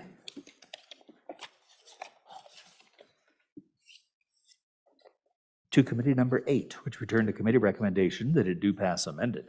Ayes Senators Boner, Brennan, Furphy, and Pappas. No, Senator Kolb. Senator Boner, Chairman. Thank you. Senator Boner, and there are amendments. Thank you, Mr. Chairman. I move that when the Committee of the Whole rises to report, and do so with a due pass recommendation on Senate File 38. There is a standing committee amendment. I'd ask that that be read in at this time. Please read in the amendment. Senate File 38, Standing Committee Amendment Number 1, page 2, line 20, delete. Senator Boner. Thank you, Mr. Chairman. I move standing committee amendment number 1, Senate File 38, and then for disposition of the amendment and explanation of the bill, I refer to the prime sponsor, Senator Schuler. Senator Schuler. Thank you, Mr. Chairman. This bill, I'll talk about the bill first, and then we'll talk about the amendments a little bit Okay. later. No, we haven't moved the Committee of the Whole amendment. so- Okay, let's do that. You want to do both? I would Okay, move. go ahead and move that. Excuse me, it's been Yeah, read. we'll have it read in and then, Okay. Senate File 38, Committee of the Whole Amendment Number 1, page 6 after line 3, insert. thank you. Okay, now we have both the, excuse me? Oh, I'm reminded, only one amendment at a time. Okay. Okay, let's go with the I'll standing go committee. ahead, how about I go ahead and move the Standing Committee of the Whole Amendment Number 1 to Senate File 38. Just real quickly, this was a good catch by our YDOT folks last night in testimony. Really, all we're doing is on page 2, line 20. This will make sense after we get on the bill a little bit, but we're just taking out the middleman, the county treasurer. It was kind of redundant to send our optional donations for organ awareness to our county treasurer and then back to the state treasurer. So that's really all that is. It's a very simple standing committee. Questions on the amendment? Thank you. No questions. Okay, question on the amendment. This is, all those in favor of standing committee amendment number 1 to Senate File 38. All those in favor say aye. Those opposed, nay. Now we're back on the bill, and at some point you'll want to move Committee of the Whole too. We'll go ahead and move the Committee of the Whole Amendment Number 1. Please read it in. Okay, yeah, please read it in. I'm jumping the boat. Senate File Doing fine. 38, Committee of the Whole Amendment Number 1, page 6 after line 3, insert. Senator Schuler. Thank you, Mr. Chairman. Yeah, I'll go ahead and move the Committee of the Whole Amendment Number 1 to Senate File 38. This amendment basically is the same one that I presented just a little bit ago.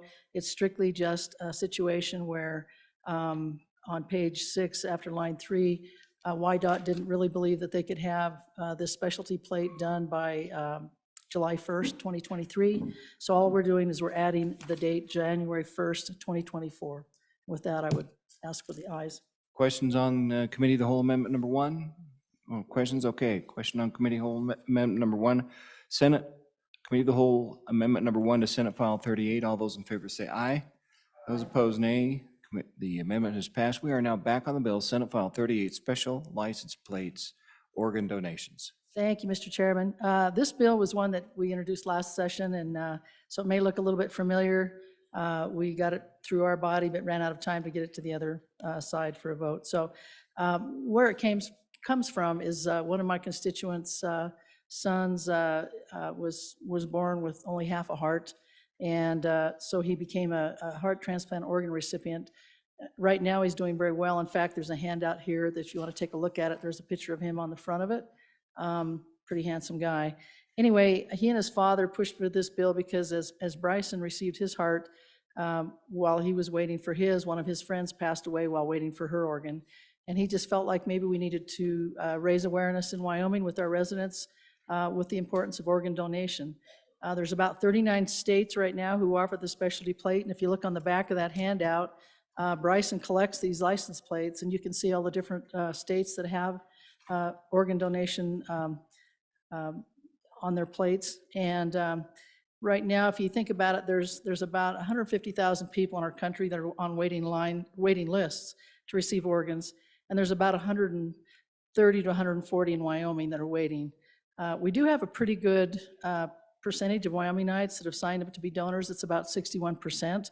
So we're in the top 5 in the nation, but hopefully this bill will raise enough awareness that we can raise those numbers even higher.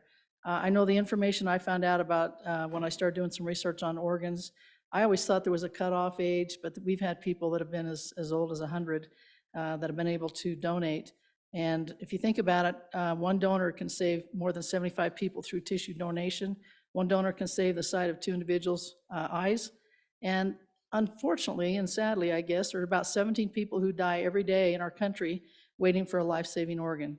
Also, we found out that many of the medical conditions, which I thought would probably preclude you from being a donor, are really not a factor. So what this bill does, it just provides an application form at each county treasurer's office, and there's a space there to offer an option for the applicant to donate $1 or more if they want to promote awareness and education. It'll go into a separate account to the Department of Health. And just a note on that, it's optional. So if you don't want to donate $1, you can always donate more if you'd like, but it's optional. You pay nothing if you don't want to. That money, whatever does get collected, will go to an advisory council with the Department of Health, and they'll decide how to promote the general public awareness. There'll be a distinctive symbol on the license plate. It just indicates the vehicle's owner support for organ donation. 1,000 sets have to be issued by 2031 or it'll be eliminated from production. Right now, Bryson is a healthy high school student. He's involved in sports. He does football, he does soccer. He's in the plays. He's a pretty amazing kid. He testified last night. Unfortunately, we couldn't get the audio to work, so we got the majority of his testimony though. But it's just one of those real success stories in our state of a student who really, instead of being thankful for his heart, he just feels like there's more work to do. So he's out there trying to do whatever he can to to get more people to sign up. I know I remember not that long ago being out at the WYDOT office waiting for someone to talk to for WYDOT on something else, and there was a mother there getting her son signed up to get his driver's license, and she asked him if he wanted to be a donor, and he goes, I don't know, what's that all about? She goes, don't worry about it. The problem is, and we heard testimony from one of our good senators here, is that many people don't have that conversation until it's too late. And so maybe with what Bryson's doing here, we can start having those conversations ahead of time. I do realize that there are a number of specialty plates out there. We had some conversation about that one. Is this one any more important than anybody else's? I don't know if it is or it isn't. It probably is for Bryson. It is for anybody else that wants to donate or become a donor. If you get the plate, you don't necessarily have to be a donor, but we hope you are. But the bottom line is, when I see somebody go by and they've got a specialty plate, whether it's a Purple Heart, whether it's a veteran, whether it's a fire service or an EMT or a wildlife person or somebody from UW, I'm just always excited to see our Wyoming residents being on the up and up and donating for those causes that they think are important. So I hope you'll think this is important. If you have any questions on the bill, I'd be happy to answer them. Thank you, Senator. Any other questions, comments? This is on Senate File 38. Senator Barlow.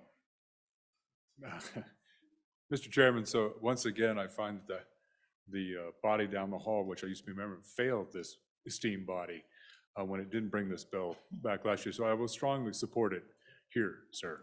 Thank you. Senator, Mr. Speaker. All right. Any other questions or comments? Question being called. All those in favor of Senator Boner's motion that when the Committee of the Whole rises to report that it do so with a favorable recommendation of Senate File 38, all those in favor say aye. Those opposed, nay. Senate File 38 has passed the Committee of the Whole. Next bill up for our consideration, Senate File 6, please read it in. Senator Case. You said Senate file, it's a Senate joint resolution. So it is. Senate Joint Resolution 6, Political Expenditures, sponsored by the Corporations Committee. A joint resolution requesting Congress to propose a constitutional amendment identifying the source of political contributions as specified. Was referred to Committee Number 7, which turned to committee recommendation that it do pass. Ayes Senators Barlow, Case, Landon, and Scott. No, Senator Boner. Senator Case, Chairman. Thank you. Just a moment, Senator Case. For the record and those listening, we are on Senate Joint Resolution 6. Joint resolution requesting Congress to propose a constitutional amendment identifying the source of political contributions as specified. Chairman Case. Thank you very much, Mr. Chairman. I move that when the Committee of the Whole rises to report, that it do so with a due pass recommendation on Senate Joint Resolution 6, Political Expenditures. This was a product of our interim work, and longtime committee member Senator Scott will carry the bill. Senator Scott. Mr. Chairman, Senate Joint Resolution 6 is a product of the political furor that was created by the Citizens United decision.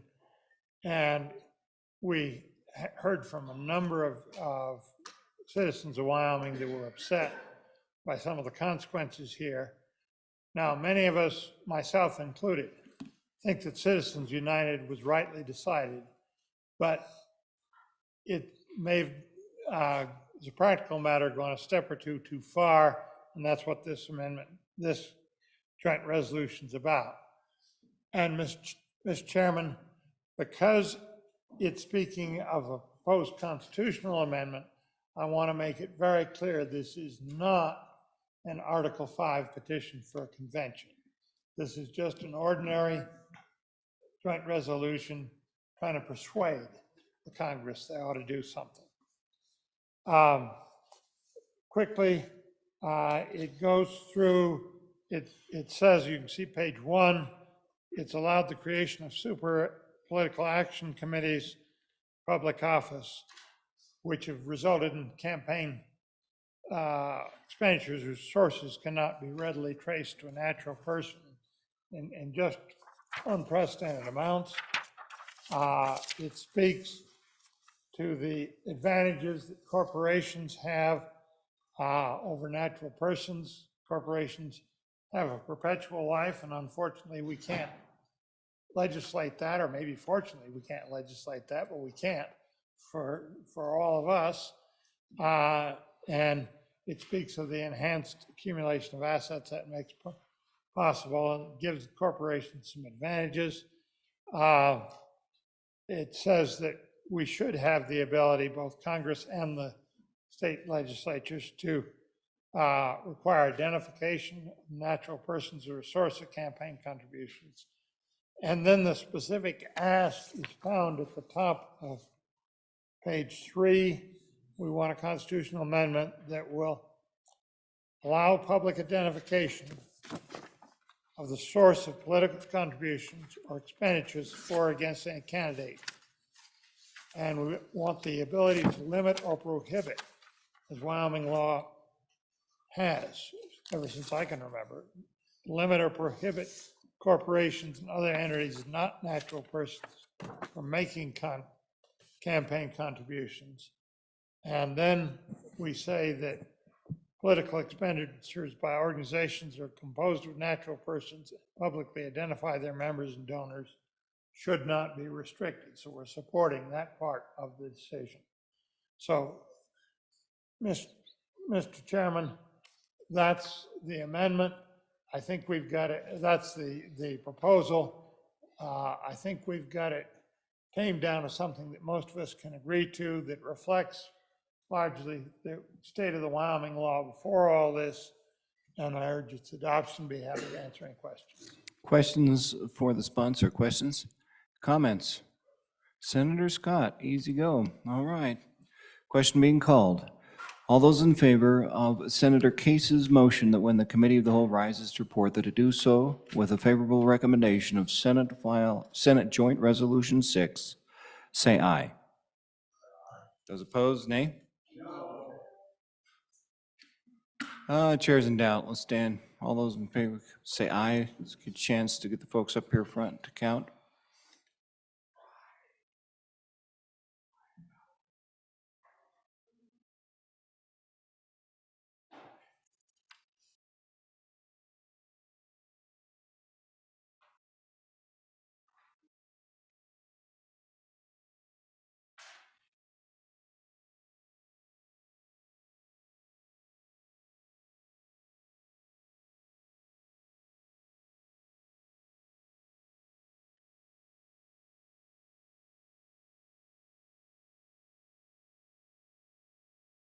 Seventeen aye. Those opposed, stand.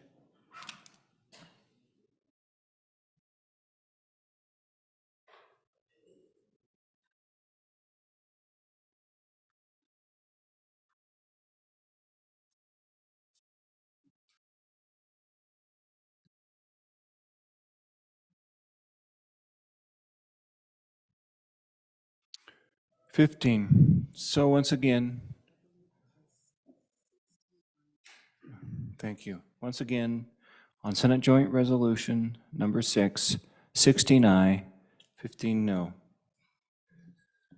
Senate Joint Resolution has passed the Committee of the Whole. Next bill up for our consideration. Senate File 2, please read it in. Mr. Floor Leader. I move the Committee of the Whole Horizon report.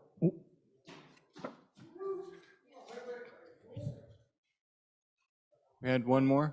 Rising report. You heard the floor leader. Okay. You've heard the motion. All those in favor say aye. Aye. Those opposed, nay. Rising report. Mr. President.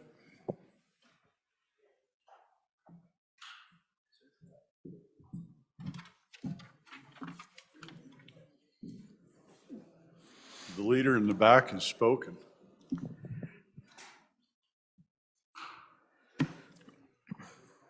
Script.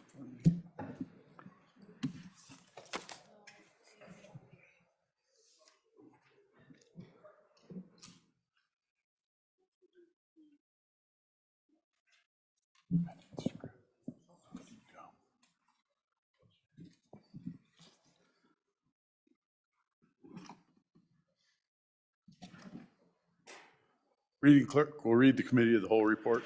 Mr. President, your Committee of the Whole, having had under consideration bills on general file, begs leave to report as follows.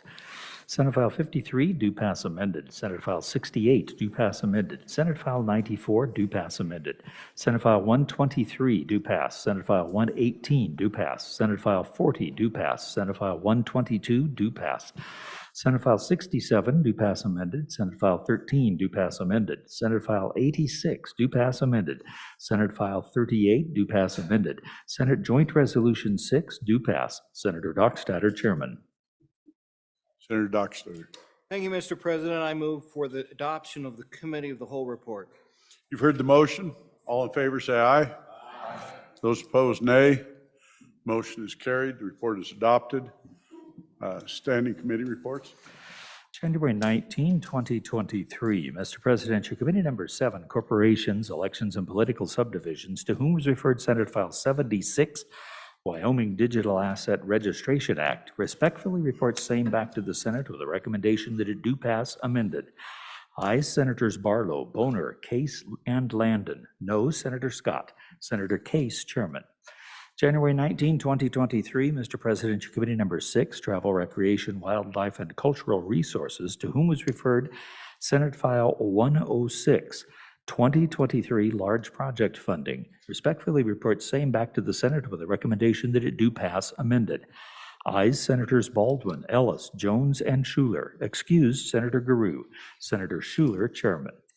January 19, 2023, Mr. President, your Committee Number 2, Appropriations, to whom was referred Senate File 23, Treatment Courts, transferred to Judicial Branch, respectfully report same back to the Senate with a recommendation that it do pass.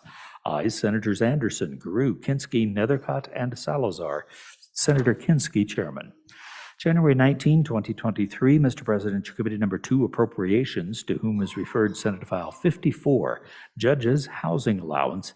Respectfully report same back to the Senate with a recommendation that it do pass. Ayes, Senators Anderson, Guru, Kinski, Nethercott, and Salazar. Senator Kinski, Chairman. January 19, 2023, Mr. President, to Committee Number 2, Appropriations, to whom was referred Senate File 96, Omnibus Water Bill, Planning and Administration. Respectfully report same back to the Senate with a recommendation that it do pass. Ayes, Senators Anderson, Guru, Kinski, Nethercott, and Salazar. Senator Kinski, Chairman. January 19, 2023, Mr. President, Committee Number 6, Travel, Recreation, Wildlife, and Cultural Resources, to whom is referred Senate File 41, Skill-Based Amusement Games, Authorized Locations. Respectfully report same back to the Senate with a recommendation that it do pass amended. Ayes, Senators Baldwin, Ellis, Guru, Jones, and Schuler. Senator Schuler, Chairman. January 19, 2023, Mr. President, Committee Number 3, Revenue, to whom is referred Senate Joint Resolution 3, Property Tax Exemption for the Elderly and Infirm. Respectfully report same back to the Senate with a recommendation that it do pass. Ayes, Senator Beitman, French, Ide, McEwen, and Pappas. Senator Beitman, Chairman. January 19, 2023, Mr. President, Committee Number 3, Revenue, to whom is referred Senate File 90, Wyoming Property Tax Relief Authority. Respectfully report same back to the Senate with a recommendation that it do pass.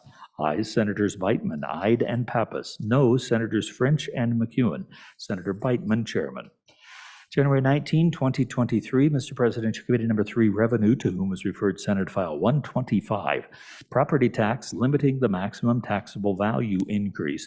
Respectfully report same back to the Senate with a recommendation that it do pass. Ayes, Senators Beitman, French, Ide, and McEwen. No, Senator Pappas. Senator Beitman, Chairman. Randy, Senator Case. Mr. President, when we got back from lunch, I asked for a referral of Senate File 76. That bill had not been that committee report had not been read in. So I would ask that Senate File number 76, Wyoming Digital Asset Registration Act, be re-referred to appropriations. We added an appropriations in the committee. So I jumped the gun earlier, sir, and sorry about that. I'll correct you next time. Without objection, so ordered. Senator Kinski. We are honored to have in the gallery from 23 wonderful counties around Wyoming, the Wyoming County Commissioners. Give them a warm Senate welcome.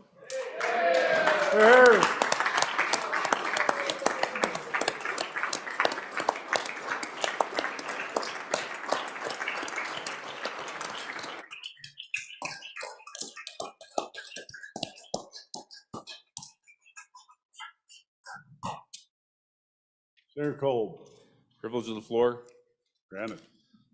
I would like to call out my Sweetwater County Commissioners who have come here. Commissioner Mary Tolman, Rob Slaughter, my good friend Island Richards, and Chairman Keaton West. Thank you.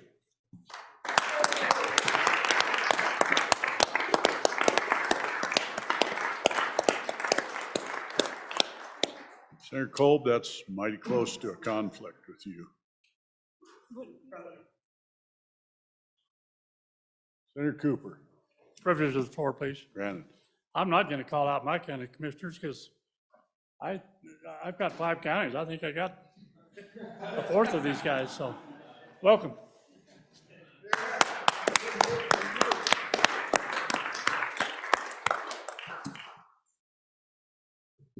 Vice President Kinski, again.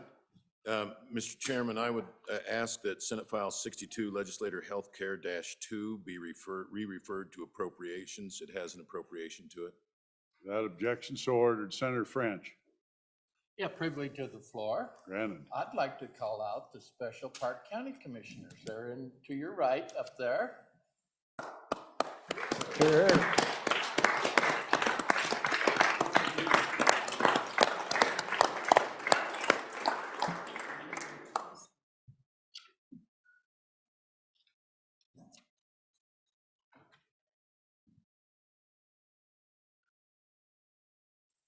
Senator, Majority Floor Leader Hicks. We're done.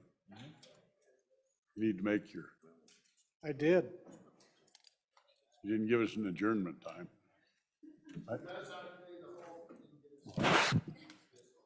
We're just gonna hang around here Then I for a do. while. Unless you want to stay till tomorrow, you will tell us what's Mr. happening. President, I move that we stand adjourned until 10 a.m., January 20th, 2023. Thank you. Announcements. Senator, Vice President Kinski. Mr. President, this is a second announcement. Committee number 12, Rules, will be meeting in E202 to review the Wyoming Manual of Legislative Procedures Joint Rules. And we will do that 15 minutes after adjournment, assuming we're out of here in a minute. Senator Baldwin. Thank you, Mr. President. Your committee number 10, the healthiest committee in the Senate, Labor, Health, and Social Services, will meet tomorrow morning at 8 a.m. to consider Senate File 65, compensation to local registrars repeal, Senate Joint Resolution 2, recognizing the service of Lester C. Hunt, and Senate File 72, employees forced microchip implantation prohibited. That will be in Connector Room 6 and online.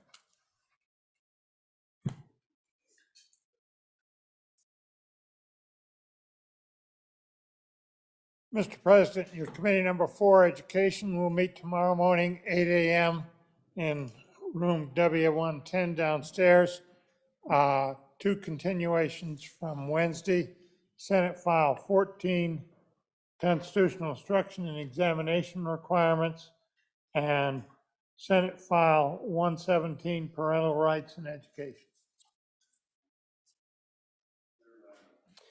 Mr. President, thank you. Your number 1 committee, Judiciary, will keep the hammer down tomorrow morning. We'll meet at 7:30 in Capitol Extension Room 4 to take up the following bills. Senate File 24, Financial Exploitation of Vulnerable Adults. Senate File 108, Court Reporter Fees, District Court Discretion. Senate File 112, Peer Support Counseling, Confidentiality. And if time permits, we'll get to Senate File 116, Protection of Lawful Commerce in Firearms. Thank you, Mr. President. Senator Boner. Thank you, Mr. President. Your committee number 8, Transportation, Highways, and Military Affairs, will meet tomorrow upon adjournment in Capitol Extension Room W2 and online to consider Senate File 17, Off-Road Vehicle, Recreational Vehicles, Safety and Insurance. Senator Steinmetz.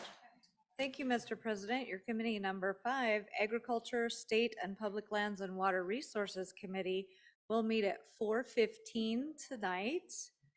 And we will meet in Capitol Extension Room 2 and online to consider the following bills. Senate File 28, Livestock Infectious Disease Control and Tribal Inclusion. Senate File 87, Natural Resources Funding Large Project Threshold Increase. Senate File 102, Food Freedom Act Amendment. Senate File 124, Foreign Ownership of Agricultural Land. And Mr. President, hopefully we'll get out in time to have supper with our good county commissioners tonight. Thank you. Vice President Kinski. Your committee number 2, Appropriations, tomorrow morning at 8 a.m. We'll be meeting in E301 to consider SF 82, Eligible Water and Sewer Projects Funding, continued from today. SF 61, Legislator Per Diem.